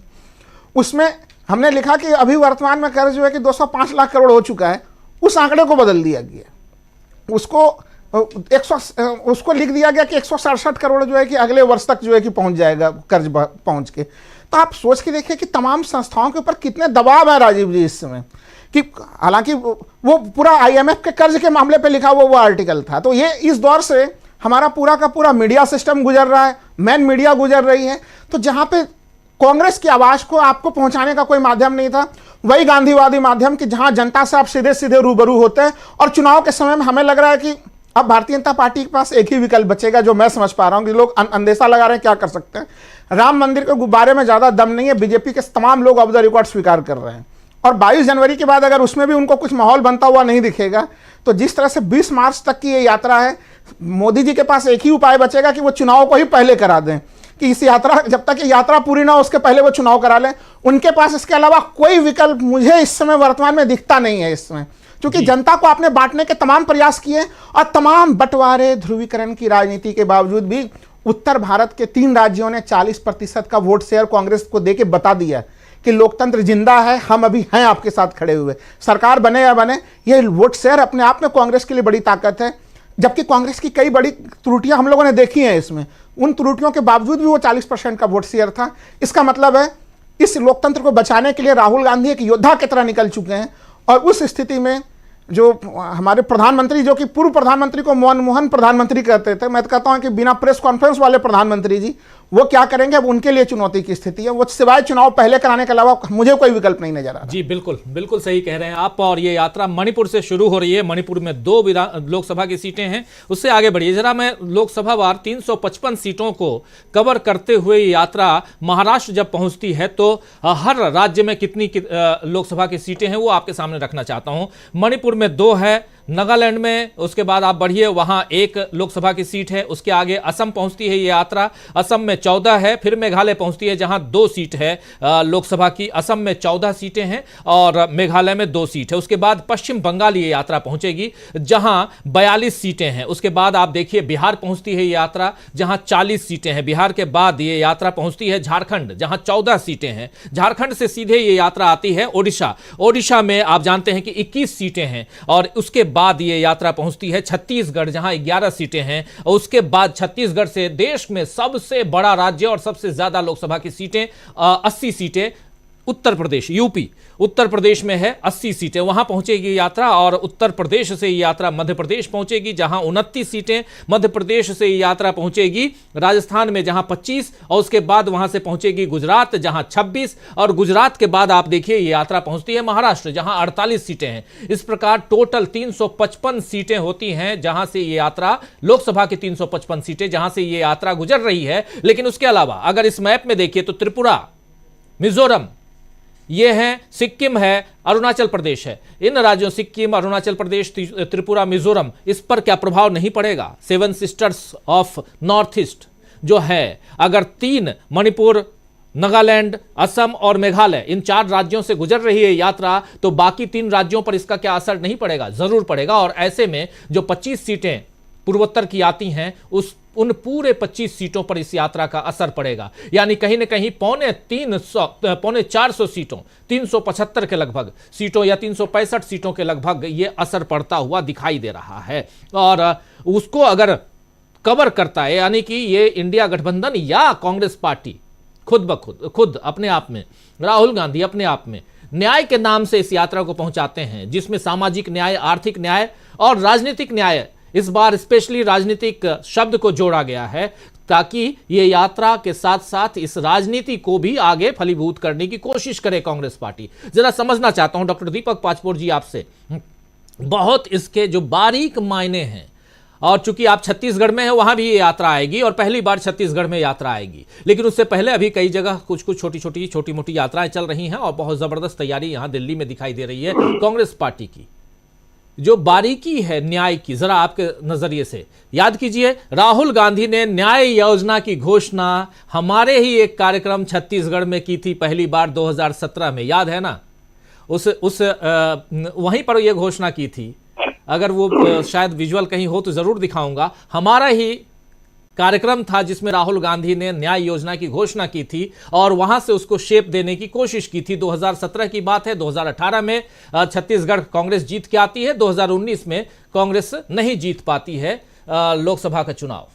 लेकिन अब फिर से न्याय, 72,000 रुपये सालाना, कहां तक पहुंच पाएगा ये मामला?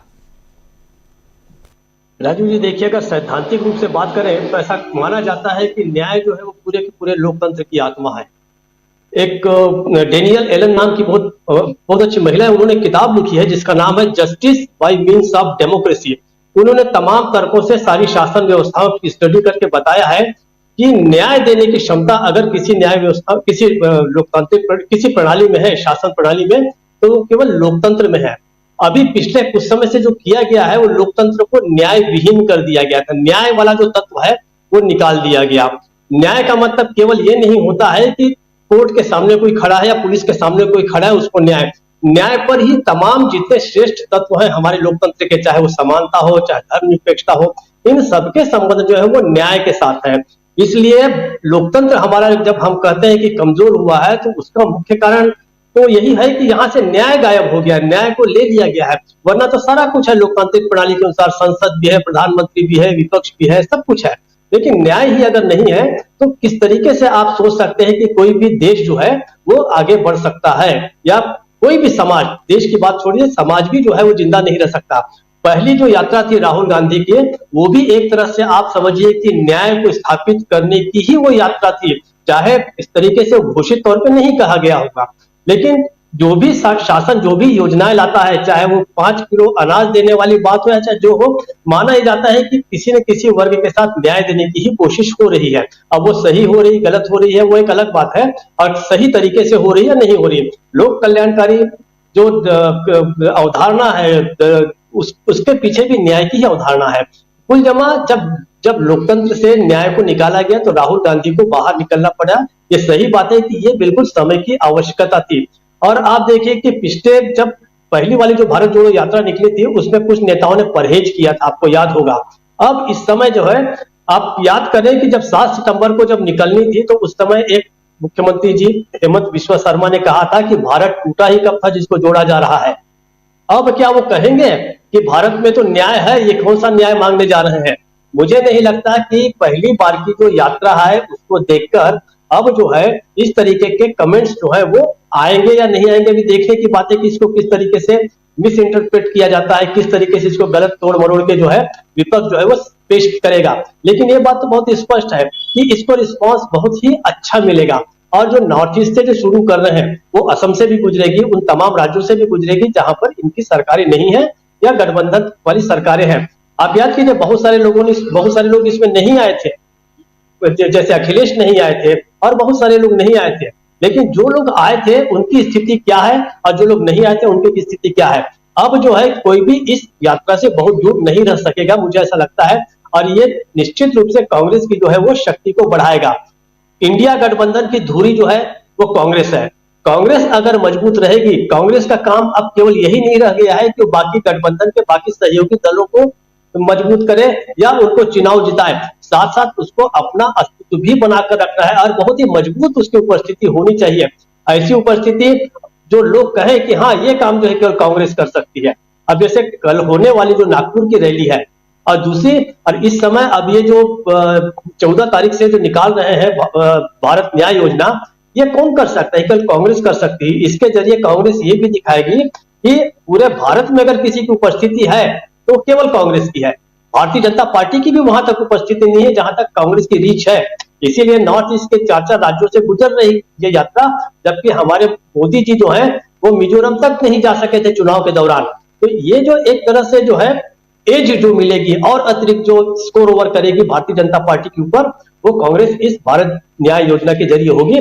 और देश को एक आश्वासन मिलेगा कि आप अलग अलग तरीकों से, अलग अलग चीजों से जो परेशान है, आपकी परेशानियों को दूर करने के लिए हम आ रहे हैं। तो ये जो आश्वासन है देश को दिया जाना, एक दिलासा दी जानी बहुत जरूरी है।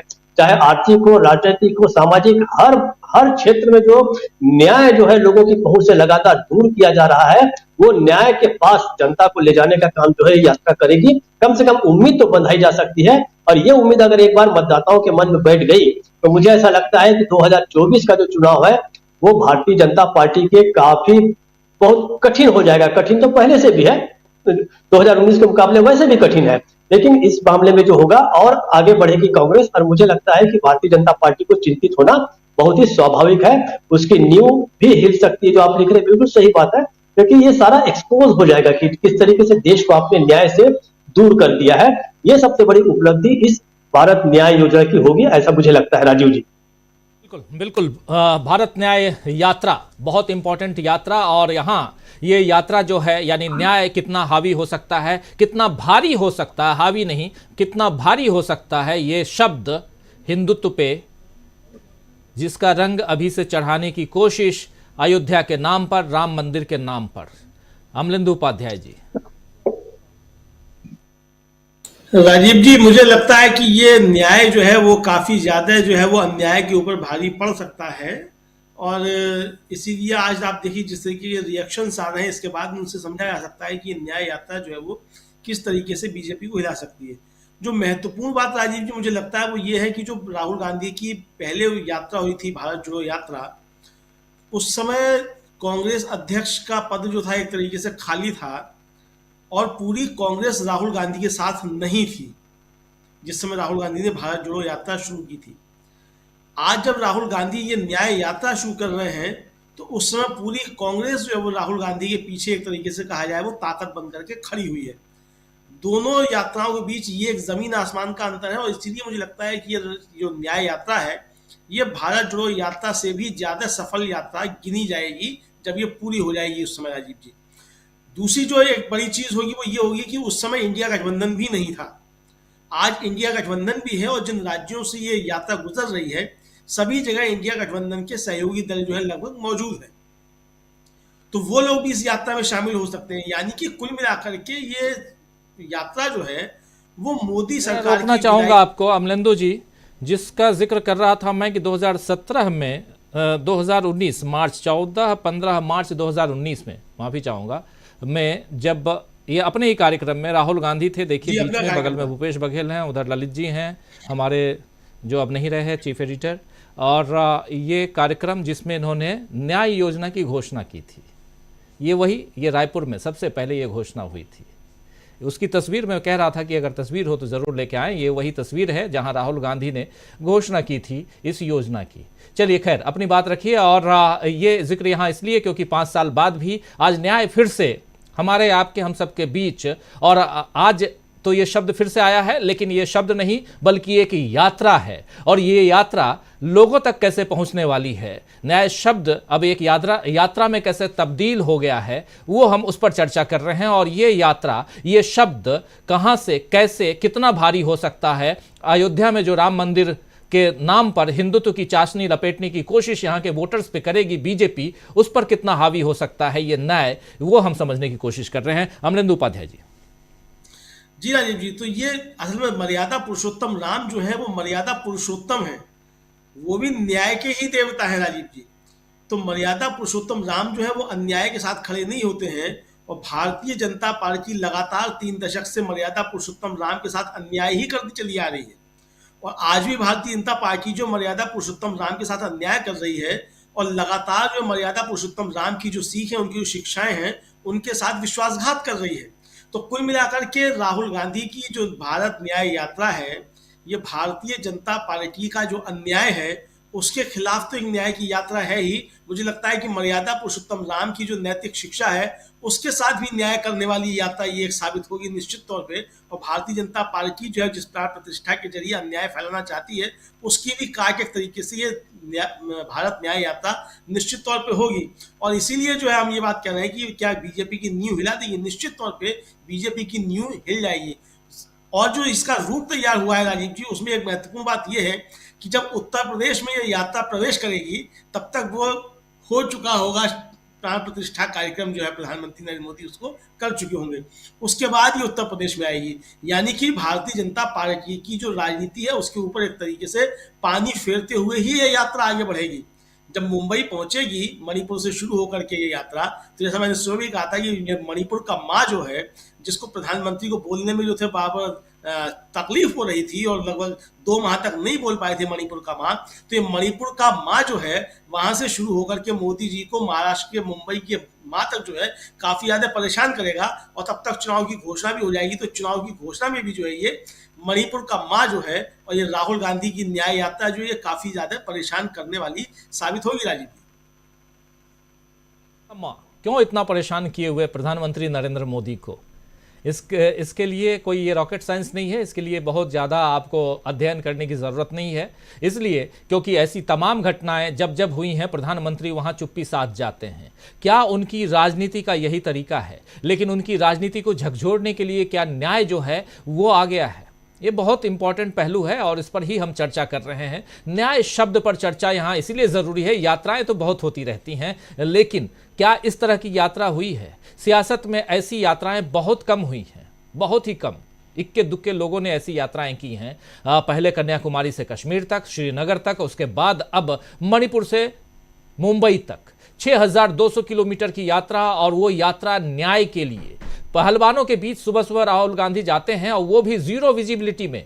आप घर से निकलिए कुछ नहीं, जो साथी उस कोहरे की चादर को, कोहरे की चादर नहीं बल्कि कोहरे की दीवार को चीर कर जाते हुए, एक आध बार मुझे जाना पड़ा, बहुत तकलीफ होती, बहुत तकलीफ। और जो लोग दिल्ली आसपास रहते हैं वो समझ सकते हैं कि कितनी धुंध होती है। वैसे में इतनी हिम्मत करना राहुल गांधी पहुंच जाते हैं। काफी दुर्घटनाएं घटी हैं दिल्ली एनसीआर हाँ, बहुत बहुत ज्यादा हुई हैं, बहुत एक्सीडेंट होते हैं, बहुत संभल के जाना होता है। उसमें आप यहां से निकल कर झज्जर पहुंच जाते हैं, छारा गांव पहुंचते हैं, उस अखाड़े में पहुंचते हैं, छोटी मोटी बात नहीं है। और वहां से आने के बाद, और वहां आप कहते हैं कि सड़कों पे न्याय दिलाना हमारा काम है, आपका काम इस अखाड़े में है, आप यहीं रहिए। ये छोटी मोटी बात नहीं हो सकती। और अगर कोई सामाजिक कार्यकर्ता, राजनीतिक कार्यकर्ता अगर किसी के लिए और किसी के पीठ पर हाथ रख करके अगर कह दे, कंधे पर हाथ रख कर कह दे कि सड़क पे लड़ना हमारा काम है, तुम जाओ अपना काम करो, छोटी मोटी बात नहीं हो सकती। मीनू जी, कैसे देखा जाए? और यहीं से न्याय की शुरुआत होती है। रामेश्वर को भी यही बात तो कही राहुल गांधी ने, और कितनों को इतनी ऐसी बातें उस भारत जोड़ो यात्रा के दौरान भी उन्होंने कही थी।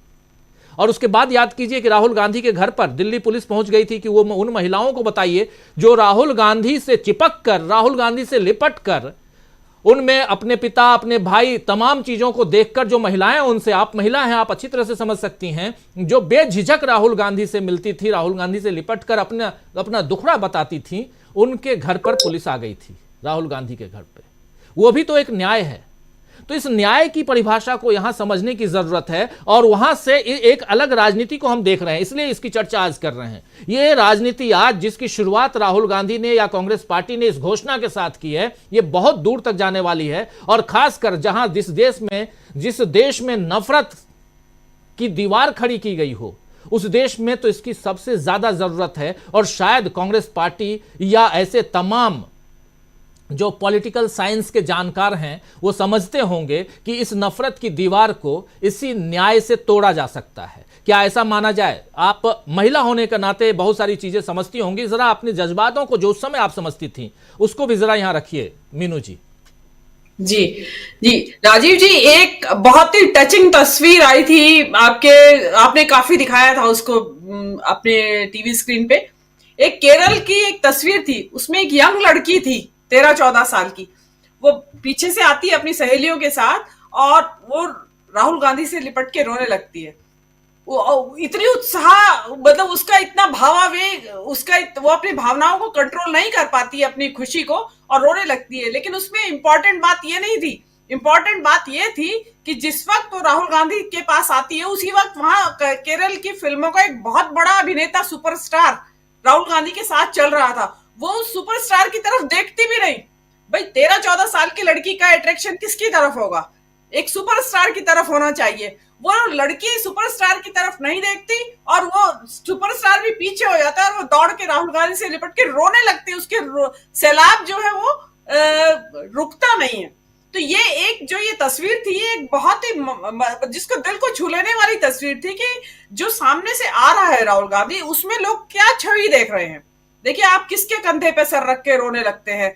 ये उस लड़की की बात नहीं कह रही हूं मैं औरों की भी, महिलाओं ने अपने दुखड़ा वहां शेयर किया। जैसा आपने बताया कि वहां पुलिस आ गई कि भाई किन किन लोग, महिलाओं ने क्या क्या बताया, क्योंकि राहुल गांधी ने कहा था कि महिलाओं ने यौन उत्पीड़न की बातें मुझसे शेयर की अपनी, तो उनके पास पुलिस आई कि भाई ये बताओ, राहुल गांधी के यहाँ पहुंच गए थे कि ये बताइए उन महिलाओं के नाम पते दीजिए कि वो कौन थी महिलाएं। अरे आप सुरक्षा दे नहीं सकते महिलाओं को, और ऊपर से आप जिससे महिलाएं अपना दुखड़ा शेयर कर रही है वहां आप पुलिस भेज देते हैं। तो जो ये न्याय की यात्रा जो मणिपुर से शुरू होगी, राजीव जी, मैं तो ये कहती हूँ कि ये जो जिन राज्यों से निकल रही है उन राज्यों में टच करती जाए जहां जहां अन्याय हुआ। उन्नाव की पीड़िता के गांव से निकले, हाथरस की पीड़िता के गांव से निकले, क्योंकि इस बार सारी यात्रा पैदल नहीं है, बस से जाया जा रहा है। तो ट्रेवल को जो दूरी है उसको दूर पार करने में कोई बहुत ज्यादा समय नहीं लगने वाला है, क्योंकि महिलाओं की बात हो रही है। यहाँ ये सरकार 33% आरक्षण की बात करती है और झुंझुना थमा देती है कि भाई 10 साल बाद मिलेगा आपको आरक्षण। मतलब ये सरकार का तो ये महिलाओं के प्रति ये रवैया है कि उनको एक लॉलीपॉप थमा दो कि आपको आरक्षण दे दिया लेकिन 10 साल बाद मिलेगा। तो ऐसे में राहुल गांधी जो जिनके के प्रति महिलाओं बेखौफ होकर जो उनके साथ चल रही थी, उनके साथ मिल रही थी, अपने मन की बात कह रही थी, तो ऐसा व्यक्ति अगर न्याय की बात करेगा तो उसके मुंह से न्याय की बात शोभा भी देती है कि ये कह रहा है तो ये करके दिखाएगा। और डेफिनेटली जो देखिए राजीव जी, इस घटना से जो ये यात्रा जिस दिन शुरू होगी, नंबर 1 तो संक्रांति है उस दिन। संक्रांति का मतलब माइग्रेशन, मतलब देश जो है अब जो 10 साल तक जिस रास्ता पे चल रहा था उसको छोड़ के अब दूसरा रास्ता अख्तियार करेगा 14 जनवरी से। ये उस चीज का बहुत बड़ा प्रतीक है। संक्रांति मतलब देश अब जो रास्ते पे चल रहा था 10 साल से, अब उसको लगा कि ये गलत रास्ते पे आ गए थे, हम अब सही राह पे सही राह पकड़ेगा और राहुल गांधी के पीछे चलेगा। दूसरी बात ये होगी इसमें महत्वपूर्ण राजीव जी कि मणिपुर जिसके बारे में प्रधानमंत्री देश के नेता होने के बावजूद चुप्पी साधे रहे, एक शब्द नहीं बोले और गए तो थे ही नहीं। उस घटना की चर्चा न केवल इंडिया में, पूरे विश्व के मीडिया में हुई, जो महिलाओं को नंगा करके घुमाया गया, और उसमें यूरोपियन यूनियन में उसकी चर्चा हुई जो उन महिलाओं के साथ अत्याचार हुआ। तो राहुल गांधी जब मणिपुर से उस यात्रा को शुरू करेंगे और बार बार आएगा मणिपुर से मुंबई तक की यात्रा, मणिपुर से मुंबई तक की यात्रा, तो जो मणिपुर का नाम बार बार आएगा वो खा जाएगा। आप देखिए, बार बार एक स्ट्राइक करेगी आपके दिमाग पे बात कि अच्छा वही मणिपुर, अच्छा जहां पे महिलाओं के साथ ये हुआ था। तो ये न केवल राष्ट्रीय बल्कि अंतरराष्ट्रीय स्तर पर तक ये बात रेजोनेट करेगी राजीव जी, और इसका प्रभाव जितना दूरगामी होगा, जो पिछली यात्रा का तो आज असेसमेंट हो रहा है, आप इस यात्रा का तो साथ साथ होगा असेसमेंट। जो ये यात्रा चलेगी उसमें लोग बता रहे हैं कि जी आप जाएंगे तो वो कौन देखेगा, वहां पार्टी है, चुनाव हो रहा है, चुनाव की वजह से अभी आप वहां निकल जाएंगे तो कैसे देखेंगे चुनाव को। देखिए, इसमें 2-3 चीजें हैं राजीव जी। चुनाव घोषित होने वाले हैं, आपके पैनलिस्ट में भी कोई बता रहे थे कि शायद वो जल्दी कर दे, शुरू चुनाव को घोषणा कर दे या देर में भी करे। तो देखिए, इस वक्त माहौल गर्म है और गर्म तवे पे ही रोटियां सेकी जाती हैं, तो बड़ा सही समय है इसको करने का। और क्योंकि इंडिया गठबंधन बन चुका है तो अब जो कैंपेनिंग वाला हिस्सा है उसमें हर नेता के ऊपर इतना ज्यादा दबाव नहीं रहेगा। मान लिया राहुल गांधी हैं, अब मान लिया वो बंगाल में उनके ऊपर बहुत ज्यादा दबाव नहीं है प्रचार का, बिहार में वहां स्थानीय पार्टी देखेगी प्रचार को, उसमें वो बीच बीच में अगर जरूरत पड़ी तो वो अगर जल्दी भी इलेक्शन हो जाते हैं तो वो एक बार जा सकते हैं। तो इसके बाद ये जो घटनाक्रम चलेगा और उसके बाद जब मुंबई पहुंचेगी, देखिए मुंबई वो जगह है, मेरे मुंह में मुंबई चढ़ा रहता है, मुंबई जो वो जगह है जहां से इसी कांग्रेस पार्टी ने भारत छोड़ो की कॉल दी थी, अंग्रेजों को कहा था कि अंग्रेजों भारत छोड़ो। तो ये वो जगह है मुंबई जहां जाके यात्रा का समापन होगा, जहां से कॉल दी जाएगी फांसीवादियों भारत छोड़ो। जी राजीव जी, बिल्कुल, बहुत सारी बातें जिसकी शुरुआत कॉल दी जाएगी जो कह रही हैं, वो कॉल आज दे दी गई है और कल महारैली कांग्रेस की जबरदस्त तैयारियां चल रही हैं, उसका जिक्र भी जरूरी है और कल उसको हम लाइव तो करेंगे ही, वो देखेंगे दिखाएंगे ही। कांग्रेस का कल स्थापना दिवस है, 138 साल कांग्रेस पूरा करने जा रही है। भारत की अकेली पार्टी, हिंदुस्तान की अकेली पार्टी जो आज़ादी की लड़ाई में कई सारे आंदोलनों को उसने झेला है, आंदोलन किए हैं, बड़े बड़े नेता दिए और बड़े बड़े नेताओं ने कांग्रेस का साथ दिया। महात्मा गांधी यहीं से और उनके अलावा देश के पहले प्रधानमंत्री, राष्ट्रपति, यहां से शुरुआत होती है। अब बहुत लंबी फहरिस्त है, लेकिन वही कल अपने स्थापना दिवस पर बिगुल फूंकने जा रही है कांग्रेस पार्टी चुनाव की। और चुनाव 2024 का चुनाव अपने कब्जे में कैसे किया जाए, इसकी शुरुआत। और कल बहुत कुछ होने वाला है। कल का दिन भी जैसे आज कुछ सूचनाओं का दिन था, तो कल कुछ जो एक्ट कहा जाए या जो कुछ धरातल पर करने का दिन है कांग्रेस पार्टी की तरफ से, तो वो भी महत्वपूर्ण दिन कल का, क्योंकि 138 साल पूरे होने पे 139वें साल में प्रवेश पर कांग्रेस पार्टी बिगुल फूंक रही है 24 के चुनाव का। और यहां से इंडिया गठबंधन कितना मजबूत और होता है वो तो देखने वाली बात होगी, लेकिन न्याय दिलाने के लिए सड़क पे निकलना राहुल गांधी का कितना फायदेमंद हो सकता है। एक बार फिर से आना चाहता हूं सुनील शुक्ला जी आपके पास, कितना फायदेमंद हो सकता है। जिस चाशनी की बात, हिंदुत्व की बात हम कर रहे हैं, उस हिंदुत्व से लेकर न्याय तक कौन कितना भारी हो सकता है, जरा आपसे समझना चाहता हूं। देखिए, न्याय की बात हमेशा भारी रही है। आप याद कीजिए, सामाजिक न्याय से के जुड़ी हुई ताकतें जहां भी सशक्त हैं, वहां उन्होंने सांप्रदायिकता की राजनीति को आगे बढ़ने नहीं दिया। आपका ताजा तरीन उदाहरण है हिंदी भाषी क्षेत्रों में बिहार। ये सामाजिक आंदोलन के लोग हैं, सामाजिक न्याय के लोग हैं, जिन्होंने सांप्रदायिकता को कभी तरजीह नहीं दी। यह जो राहुल गांधी की न्याय यात्रा है, मैं इसको इस लिहाज से सबसे महत्वपूर्ण मानता हूं कि यह कांग्रेस और इंडिया दल समूह की आम जनता से कनेक्टिविटी को बहुत मजबूत करेगी। यह आवश्यक है। जनता के बीच में पहुंचना, जनता से बेहतर संवाद करना, अपने तथ्यों को, अपने वायदों को, अपने आश्वासनों को और अपनी गारंटियों को लोगों तक पहुंचाना और उनसे उनको विश्वास में लेना, इस समय सबसे बड़ी आवश्यकता है राष्ट्रीय इंडिया दल समूह के सामने, जो पिछले चुनाव में दिखाई पड़ा कि इसकी सबसे बड़ी कमी थी। यह पूरा का पूरा जो न्याय यात्रा है, एक बहुत जबरदस्त नैरेटिव और परसेप्शन बनाएगी लोगों के बीच में कि यह इंडिया दल समूह और कांग्रेस, भारतीय जनता पार्टी की जो ध्रुवीकरण की राजनीति है, जनहित की अनदेखी है, प्रो कारपोरेट गतिविधियां हैं, उनके खिलाफ लड़ने का एक संकल्प का प्रदर्शन है। ये इस लिहाज से बहुत महत्वपूर्ण है। दूसरी चीज कि दक्षिण से और उत्तर तक की जबरदस्त यात्रा की थी राहुल गांधी ने, अब यह पूरब से पश्चिम की यात्रा है और लगभग पूरा देश इससे कवर होगा और उन इलाकों से निकलेगी जहां पे इंडिया दल समूह के जो दल हैं वो प्रभावी हैं, उनकी भी ताकत है और कांग्रेस की भी ताकत है। जैसे मध्य प्रदेश में कांग्रेस की ताकत है, राजस्थान में कांग्रेस की ताकत है, गुजरात में कांग्रेस की ताकत है, जो उत्तर पूर्व के राज्य हैं उसमें ताकत है, लेकिन उड़ीसा में, पश्चिम बंगाल में, उड़ीसा में, त्रिपुरा में यह टीएमसी की ताकत आपको दिखाई पड़ेगी और उनकी जो सक्रियता होगी वह नीचे के स्तर तक, कार्यकर्ताओं के बीच तक उस न्याय की बात करेगी जिसको ये पूरा का पूरा इंडिया दल समूह जाति जनगणना के माध्यम से और राहुल गांधी के पूर्व घोषित न्याय कार्यक्रम के माध्यम से लोगों तक ले जाना चाहती है।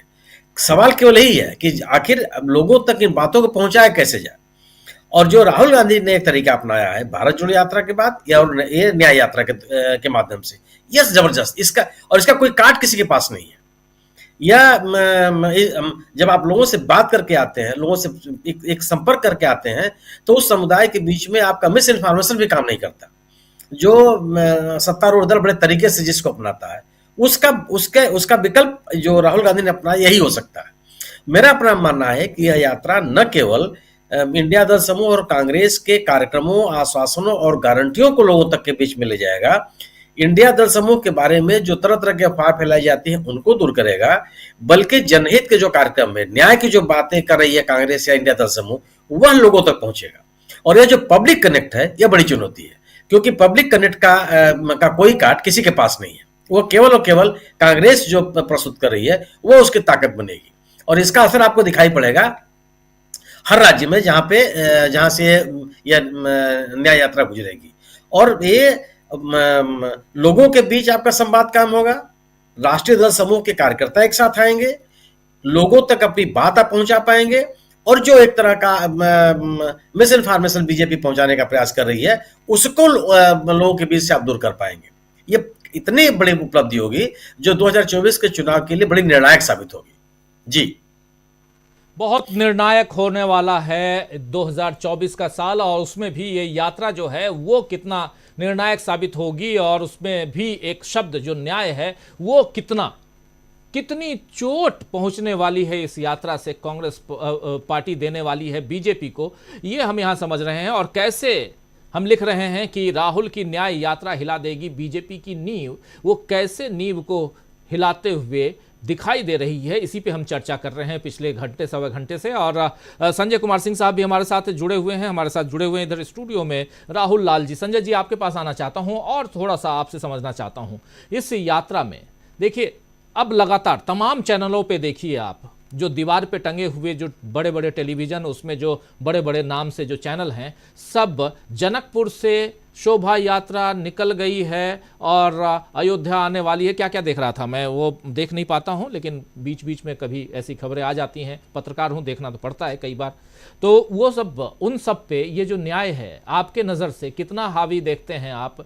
और बहुत सारी खबरें आपके पास रहती भी हैं, आप बताते भी हैं, लेकिन यहाँ अब मामला पूर्वोत्तर से यानी म से म तक का है। और मणिपुर, जैसा कह रही थी मीनू जी कि मणिपुर का जब भी जिक्र होगा तो वहाँ पर हम हमेशा सुनेंगे ही कि और कहेंगे कि प्रधानमंत्री नरेंद्र मोदी मणिपुर का म नहीं बोल पाए, राहुल गांधी एक नहीं बल्कि दो बार गए और उन्होंने वहीं से यात्रा भी निकाल दी। छोटी मोटी बात नहीं हो सकती। कैसे देखा जाए? दो चीजें इसमें सबसे महत्वपूर्ण है, एक मां और दूसरा न्याय। तो पहले मां को देख लेता हूं। तो मां में बीजेपी के पास या नरेंद्र मोदी के पास सिर्फ मंदिर है और बाकी सब तो वो बोल ही नहीं पाते हैं। उसके मुकाबले राहुल गांधी ने मणिपुर, मिजोरम, महाराष्ट्र, मुंबई सब दिया।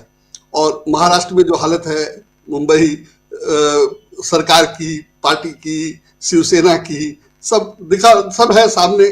और इस कारण मां जो है वहां महाराष्ट्र में अकेले भी काफी महत्वपूर्ण है। मणिपुर और मिजोरम में तो है ही है, वो सब हमने देखा। तो मां बहुत महत्वपूर्ण है। और जब मां बोल नहीं पा रहे हैं प्रधानमंत्री, तब राहुल गांधी इतने सारे मां एक साथ ले जाकर रख दिए हैं, तो जाहिर है वो बहुत भारी पड़ेगा और देखने लायक होगा। जहां तक न्याय की बात है, न्याय इस समय सबसे बड़ा मुद्दा है। मतलब पिछली बार मैंने नहीं कहा कि मुझे लगा कि इस पे ये ज्यादा समय चाहिए, ज्यादा गंभीर मामला है। न्याय जो पहलवानों का मामला था और उन्होंने जिस ढंग से न्याय की मांग की, स्पोर्ट्स और उसमें महिलाएं, देश का नाम, मेडल, सब कुछ जुड़ा हुआ था उससे। और उसमें अगर कोई शिकायत थी तो उसमें जरा सी बात पर एक्शन होना चाहिए था और दिखाई देना चाहिए था कि सरकार ने ये कर दिया और इतना सीरियसली लिया गया। क्या लगता था अगर आरोपी को तुरंत अलग कर दिया जाता कि टिल इंक्वायरी इज पेंडिंग, आप किसी पद पे नहीं रहेंगे। तो बहुत सामान्य से स्वाभाविक है, बहुत सामान्य सी बात है, हमेशा से होता आया है। और अगर गलत शिकायत थी, 100% गलत शिकायत भी होती तो ये कार्रवाई की जानी चाहिए थी। वो तो नहीं ही की गई।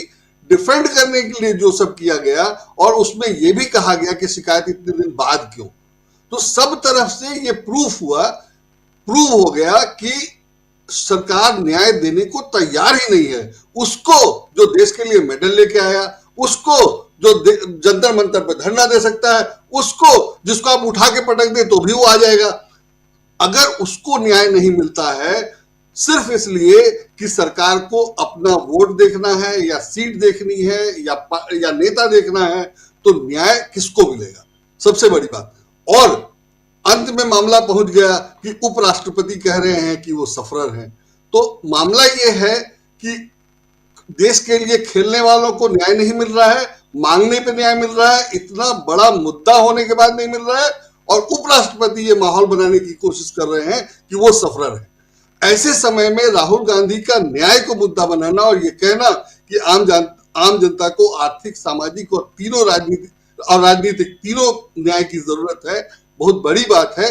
और कम से कम वो इसकी बात तो कर रही है, न्याय भी कर रही है, जो कि उसका काम है। और राहुल जी ने जैसा बताया कि सुप्रीम कोर्ट का फैसला है और फिर उसी को बदल दिया गया, या तो सुप्रीम कोर्ट को निकाल दिया गया, चीफ जस्टिस को अगर निकाल दिया गया इलेक्शन कमीशन की नियुक्ति से, तो न्याय किसको मिलेगा और न्याय की बात करेगा कौन?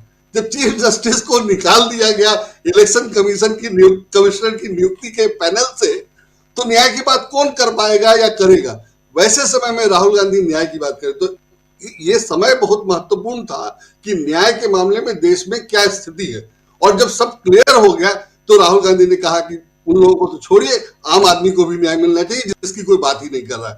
तो जब मतलब सम्मानित प्रतिष्ठित खिलाड़ियों को न्याय नहीं मिला और इतना जो से पूरी ताकत लगा, तो आम आदमी की क्या हालत होगी इसकी हम लोग कल्पना कर सकते हैं। और ऐसे में अगर राहुल गांधी ने न्याय की बात की है तो वो अपने आप में बहुत बड़ी बात है और समझने वाले समझेंगे। लेकिन जो मीडिया का हाल है, वहां रॉबर्ट वाड्रा फिर से आ गए हैं, ईडी की चार्जशीट दाखिल हो गई है और उसमें रॉबर्ट वाड्रा के खिलाफ फिर केस मिल गया है।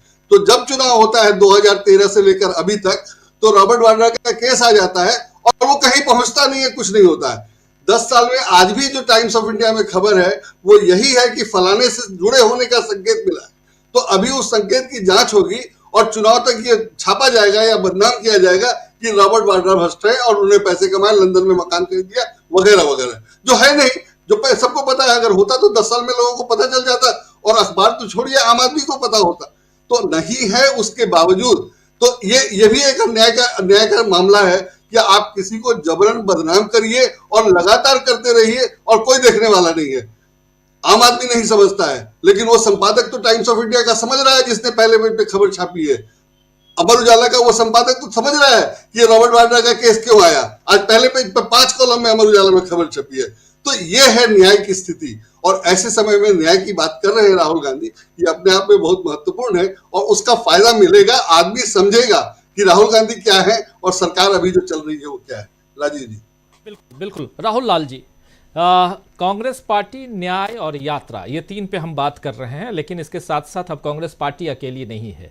कांग्रेस पार्टी की जब बात हो रही है तो उसके साथ साथ गठबंधन की भी। और कल देखिए तमाम जो कांग्रेस के नेताओं की, अलग अलग राज्यों के पदाधिकारियों की मीटिंग चल रही थी दिल्ली में। आज भी मीटिंग हुई है, आज आंध्र प्रदेश की मीटिंग हुई है, हिमाचल प्रदेश की मीटिंग हुई है, कल पंजाब, बिहार और जम्मू कश्मीर के नेताओं की, पदाधिकारियों की मीटिंग यहाँ चल रही थी।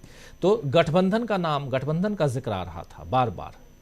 गठबंधन इस यात्रा में कितना मजबूती देते हुए नजर आता है आपको? क्योंकि जब पहली यात्रा निकली थी तो उसमें इन लोगों ने समापन पे कई लोगों को बुलाया था और आप याद कीजिए कि वहाँ से, यानी जम्मू कश्मीर से और कुछ और जगहों पे, जैसे एनसीपी का काफ़ी अच्छा साथ मिला, कई नेताओं के, अलग अलग पार्टियों के नेताओं का साथ मिला था। लेकिन इस बार एक घोषित गठबंधन है और उस गठबंधन को अगर देखा जाए और वो अगर साथ आ जाता है तो 355 सीटें, नजरें तो टिकी होंगी सबकी। उत्तर प्रदेश 80 सीटें, Bihar 40 seat, Paschim Bengal 42 seat, Assam 14 seat, 21 seat Odisha, 14 seat Jharkhand, और उसके आगे बढ़िए तो 25 seat Rajasthan, 29 seat Madhya Pradesh, 26 seat Gujarat, 48 seat Maharashtra. ये सब हैं बड़े बड़े राज्य।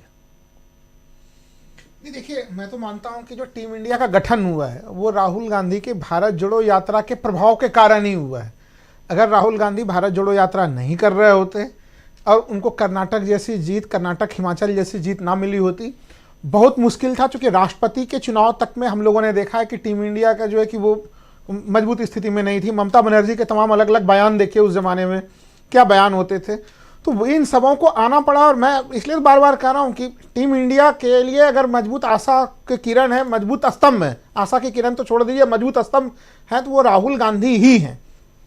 ऐसे स्थिति में क्या, जब पश्चिम बंगाल से यात्रा जाएगी तो उसमें क्या ममता बनर्जी से यात्रा से दूरी बना पाएगी? वो स्पष्ट है कि वो वहाँ पे रहेंगे। जब ये यात्रा बिहार से चलेगी तो वहाँ पे आरजेडी और जदयू के लोग होंगे। और सबसे महत्वपूर्ण चीज़ कि उत्तर प्रदेश को लेकर आपको ध्यान में होगा उस समय कि अखिलेश यादव ने पहले तो यात्रा को लेकर अलग सी टिप्पणी की थी, फिर उनके ऊपर इतना ज़्यादा जन दबाव पड़ा कि उनको लेके उस यात्रा में शुभकामनाएं राहुल गांधी को भारत जोड़ो यात्रा में देनी पड़ी थी। तो ये जनता का दबाव काफ़ी ज़्यादा है इन यात्राओं को लेके और यही कारण है कि ये गठबंधन बना है। तो इसलिए 355 सीटों से ज़्यादा की स्थिति में देखता हूं कि इसका प्रभाव क्या ये कन्याकुमारी में नहीं जा रही है तो क्या वहां पे प्रभाव नहीं होगा। तमिलनाडु में अगर कोई चीज़ मणिपुर से लेकर मुंबई तक जा रही है, इसका प्रभाव बहुत ज़बरदस्त होगा। एक चीज़ मैं और कह दूं आपको, आज जब इस यात्रा की घोषणा हुई है तो न्याय की उम्मीद देशवासी तो कर ही रहे हैं। न्याय की उम्मीद जो दुनिया की सबसे बड़ी लोकतांत्रिक पार्टी अपने आप को कहती है भारतीय जनता पार्टी, वहां पर भी बड़ी खुशी की लहर है राजीव जी। मतलब वहां पर भी लोगों को लग रहा है कि इन दोनों गुजराती बंधुओं से मुक्ति कैसे मिलेगी। इनसे मुक्ति मिलने के लिए कम से कम वो आंकड़ा ऐसा ना हो कि ऐसे प्रचंड आंकड़े पे पहुंच जाए और फिर ये पार्टी उन्हीं की जो है कि बंधक रह जाए।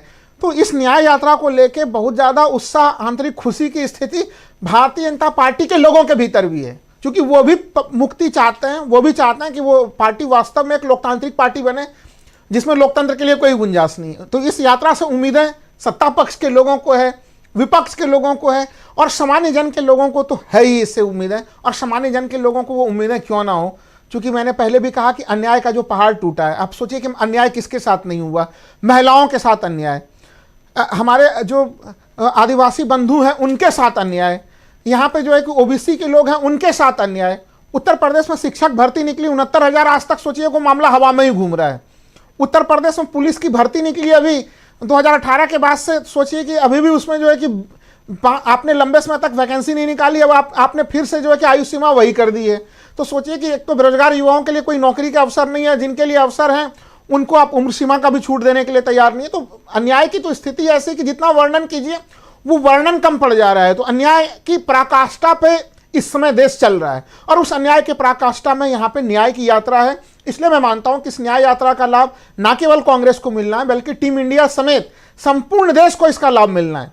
भारतीय जनता पार्टी के लोग जब उम्मीद लगाए हुए हैं कि इससे कुछ न्याय हम लोगों को भी मिल जाए, तो वो बहुत बड़ी सी चीज मैं मानता हूं। आप सोच के देखिए, कभी हम लोग कल्पना नहीं कर सकते थे अपने जीवन में कि जिन खिलाड़ियों से प्रधानमंत्री मिलते हैं और गर्व के साथ कहते हैं तुम तो हमारी घर की सदस्य हो, आओ कभी आराम से विस्तार से बैठेंगे, जिन लाइव तस्वीरों को पूरे दुनिया ने उन खिलाड़ियों के साथ उस वार्तालाप को देखा था। और जब वो खिलाड़ी अपने ऊपर यौन शोषण के गंभीर आरोप लगाते हैं, एक महिला खिलाड़ी जब प्रधानमंत्री जी एक स्लोगन देते हैं 2014 से कि भाई बेटी बचाओ बेटी पढ़ाओ का पूरा स्लोगन देते हैं, और वहां पे सेलिब्रिटी खिलाड़ी जो इन्होंने भारत का नाम पूरे दुनिया में गौरवान्वित किया है, उनके साथ अन्याय होता है। उनको अब तक न्याय नहीं मिला है। अगर ये सरकार चाहे पलक झपकते उनको न्याय मिल जाता। क्यों हमारे खिलाड़ियों को जो है अपने मेडल्स छोड़ने पड़ते हैं? विनेश फोगाट को भी तमाम घोषणाएं करनी पड़ेगी, बजरंग पुनिया को छोड़ना पड़ा, किसी को संन्यास लेने की घोषणाएं करनी पड़ रही है। ये स्थितियां अगर इनके साथ हैं तो एक सामान्य महिला को इस शासन में क्या न्याय मिलेगा राजीव जी? क्या वो कोई उम्मीद करेंगे? यही कारण था कि जब भारत जोड़ो यात्रा चल रही थी प्रथम, तो उसमें हम लोगों ने पूरे देश भर में कन्याकुमारी से लेकर जम्मू कश्मीर तक देखा कि महिलाएं किस तरह से खुल के आशा के किरण के रूप में राहुल गांधी से मिल रहे थे। और उन जज्बातों को हम लोग देख रहे थे कि वो मिल रहे थे अपने भाई के तरह, अपने पिता के तरह, अपने पुत्र के तरह, छोटी उम्र से लेकर बड़ी उम्र तक। और जो तमाम दूसरे देश के जो निवासी हैं उनको भी देखिए, छोटे बच्चे तमाम लोग राहुल गांधी के आप एक फोटो जो आप भी दिखा रहे थे कि बार बार वो सुरक्षा घेरा तोड़ने का कोशिश कर रहा था, सुरक्षा कर्मी रोक रहा था। फिर राहुल गांधी ने यह भी चीज कहा कि मैं देख रहा था कि ये मिलने के लिए कितना ज्यादा जो है कि दृढ़ प्रतिज्ञ है, और फिर उससे वो मिल रहे थे। ये इन तस्वीरों को हम लोग भूले नहीं, और भारतीय जनता पार्टी ने उन तस्वीरों का भी किस प्रकार से उसके आईटी सेल ने दुरुपयोग किया था राजीव जी, और किस तरह से वहां पे भी राहुल गांधी के चरित्र उल्लंघन का प्रयास किया था। तो उनके प्रयास तो उसी रूप में, क्योंकि वहां पे कुछ बताने के लिए चीजें नहीं है। हमें लग रहा है कि ये यात्रा इस देश में टीम इंडिया के बीच में एक और उनको मजबूती प्रदान करेगा। उनके अलग अलग जगहों पे आप सोच के देखिए, मैं तो अभी भी देखता हूं कि जो पश्चिम बंगाल है वहां 18 लोकसभा सीटें अब कैसे भारतीय जनता पार्टी ला पाएगी? उनके लिए बिल्कुल मुश्किल चीज होगी। महुआ मोइत्रा का मामला पहले ही आ चुका है। आप सोचिए महाराष्ट्र में जहां पे ये यात्रा खत्म होगी वहां पे गठबंधन की स्थिति कितनी मजबूत है। और मणिपुर को लेके, मणिपुर में जो एक वीडियो वायरल हुआ, मामला केवल वहीं तक का नहीं है वो मणिपुर का मामला। उसी समय आपको याद होगा कि वहां के मुख्यमंत्री ने एक बड़े चैनल पे कहा था कि ऐसे तो सैकड़ों वीडियो है हमारे पास, 150 से ज्यादा वीडियो है, इसके ऊपर क्या प्रतिक्रिया दे। तो उन्होंने खुद ही स्वीकार किया था। और आज तक हम लोगों को उन सैकड़ों घटनाओं के बारे में राजीव जी कोई जानकारी नहीं है। सुप्रीम कोर्ट ने कितनी कठोर टिप्पणी की, फिर भी जो है कि वहां के मुख्यमंत्री के ऊपर कोई कार्रवाई नहीं हुई, और लोगों को न्याय मिलने की क्या गति है वो हम लोग तमाम लोग देख रहे हैं। तो मणिपुर से लेके मुंबई तक की ये यात्रा मैं मानता हूं कि काफी महत्वपूर्ण है। और मुंबई वो जगह भी है जहां पे कांग्रेस की स्थापना हुई थी 138 वर्ष पहले। तो मुंबई से तो इस देश में कांग्रेस का जन्म हुआ है वहां पे, और वहां पे ये यात्रा समाप्त होने जा रहा है। तो ऐसे स्थिति में बहुत महत्वपूर्ण रूप से मैं इसे देखता हूं। हम लोग बचपन से प्रस्तावना पढ़ते थे, हम लोग को स्कूल में कराया जाता था, उस प्रस्तावना में हम लोग बचपन से पढ़ते थे सामाजिक न्याय, आर्थिक न्याय, राजनीतिक न्याय, लेकिन उसे कभी भी हम लोगों ने इस रूप में ऐसी स्थितियां नहीं देखी थी कि राजनीति में सामाजिक आर्थिक न्याय बिल्कुल इस तरह से प्रस्तावना के वो शब्द कभी गूंजते हुए मिलेंगे। लेकिन आज राहुल गांधी संविधान की रक्षा के लिए तमाम संवैधानिक संस्थाओं पर जो दबाव बनाया जा रहा है, उन सब के बीच इन तीनों स्लोगन को लेके आए, और हमें लग रहा है कि इसमें देश को सबसे ज्यादा जरूरत अगर किसी चीज की है तो इन्हीं तीनों चीजों के ऊपर काम करने की जरूरत है। कि जो तमाम अन्याय हो रहे हैं, लोगों को सोचिए कि लोगों को प्रतिनिधित्व नहीं मिल पा रहा है। अगर कोई यहाँ पे जातिगत जनगणना की बात करता है तो उसको जो 24 घंटा हिंदू मुस्लिम की लड़ाई कराते हैं, उसके लिए हर संभव ध्रुवीकरण के लिए प्रयत्न करते हैं, वो राहुल गांधी पे किस मुंह से आरोप लगा देते हैं कि आप समाज तोड़ने की बात कर रहे हैं। अरे जब आप आरक्षण का समर्थन कर रहे हैं, फिर आप जातिगत जनगणना का विरोध कैसे कर सकते हैं? आपने लोगों को बिल्कुल बेवकूफ और मूर्ख समझ के रखा हुआ है। यही कारण है कि यहां से मैं मानता हूं कि इसको बीजेपी की उल्टी गिनती बिल्कुल प्रारंभ हो गई है। हम लोगों ने देखिए मध्य प्रदेश में सरकार इनकी बन गई है, लेकिन क्या उस आदिवासी युवक को अभी भी कोई सजा मिली है उसको, जिसका हम लोगों ने पेशाब कांड का पूरा घटनाक्रम देखा था? अभी भी हम लोग देख रहे हैं कि तमाम जगहों पे इस समय सरकारें बदल रही हैं और वहां पे अडानी के लिए जो है कि पूरा का पूरा जो है कि जंगल जमीन सब कुछ बर्बाद किया जा रहा है। तमाम पर्यावरणीय चीजों का तो उल्लंघन तो अब सामान्य घटनाक्रम हो गया, लेकिन आदिवासियों के पूरे हक हकूक की किस प्रकार से जो है कि उनको परेशान किया जा रहा है। हमारे दलित वर्ग के लोग कितने परेशान हैं इस समय देश भर में। तो ये स्थितियां ऐसी हैं कि उन सब की उम्मीदें इस यात्रा के साथ टिकी हुई हैं। इनके साथ हमारे संवैधानिक संस्थाओं की सुरक्षा का मामला हो, देश में लोकतंत्र की मजबूती का मामला हो, इन तमाम चीजों के लिए न्याय यात्रा मैं मानता हूं कि बहुत ही शानदार चीज है। लोगों के पॉकेट में पैसे नहीं है। अगर सोच के देखिए, जो रामेश्वर जी खुश हो रहे थे 72,000 रुपए के न्याय योजना के कारण, क्यों नहीं खुश होंगे? जब बाजार में उनको एक सामान नहीं बिक रहा है। अर्थव्यवस्था का सामान्य सा नियम कहता है कि परचेजिंग पावर कैपेसिटी को बढ़ाइए, बाकी उद्योग धंधा सब कुछ खुद ही रफ्तार पकड़ लेंगे। तो यहाँ पैसा आप लोगों के पॉकेट में नहीं डालिएगा, उद्योगपतियों के पॉकेट में पैसा डालिएगा। तो ये अन्याय की स्थिति में यही न्याय की यात्रा एकमात्र समाधान है। जी, न्याय की यात्रा ही एकमात्र समाधान है। और उसके साथ साथ अभी देखिए जनवरी का महीना बहुत ही रोचक रहने वाला है, इसलिए भी क्योंकि अयोध्या की नगरी जो है अयोध्या वो सजा रहे हैं और उसको पूरे वर्ल्ड क्लास शहर, world class railway station, world class airport सब कुछ बनाया जा रहा है और वर्ल्ड क्लास वहां एक मंदिर तैयार किया जा रहा है, प्राण प्रतिष्ठा 22 जनवरी को। लेकिन उसके साथ साथ यहां दूसरी बात जो महत्वपूर्ण है कि उसी जनवरी महीने में 14 तारीख से भारत न्याय यात्रा, और भारत न्याय यात्रा लेकर चल रहे हैं राहुल गांधी। और क्या राहुल गांधी की ये यात्रा उस यात्रा पर हावी होगी? क्योंकि यहां मंदिर के उद्घाटन से कोई लेना देना नहीं, मामला मंदिर के उद्घाटन तक ही नहीं है, मामला है मंदिर से जो सियासत है उसका। और उस मामले पर यहां चर्चा तो जरूरी है, और वो हम आगे जब चर्चा करेंगे तो उसको भी लेके आएंगे, जरूर उस पर भी बात करेंगे। तो यहां राहुल गांधी की न्याय यात्रा कितना भारी पड़ने वाली है मंदिर की यात्रा पे, या हिंदुत्व के नाम पर राजनीति करने वालों पर, यह आने वाला वक्त बताएगा। लेकिन दिलचस्प होने वाला है मुकाबला, और वो भी जनवरी का महीना तो बहुत ज्यादा, क्योंकि यहीं से शुरुआत होगी 24 के गणित की। बहुत बहुत शुक्रिया अदा करना चाहता हूं राहुल लाल जी, आपका बहुत बहुत धन्यवाद। संजय कुमार सिंह साहब आपका, डॉक्टर दीपक पाचपोर जी आपका बहुत शुक्रिया।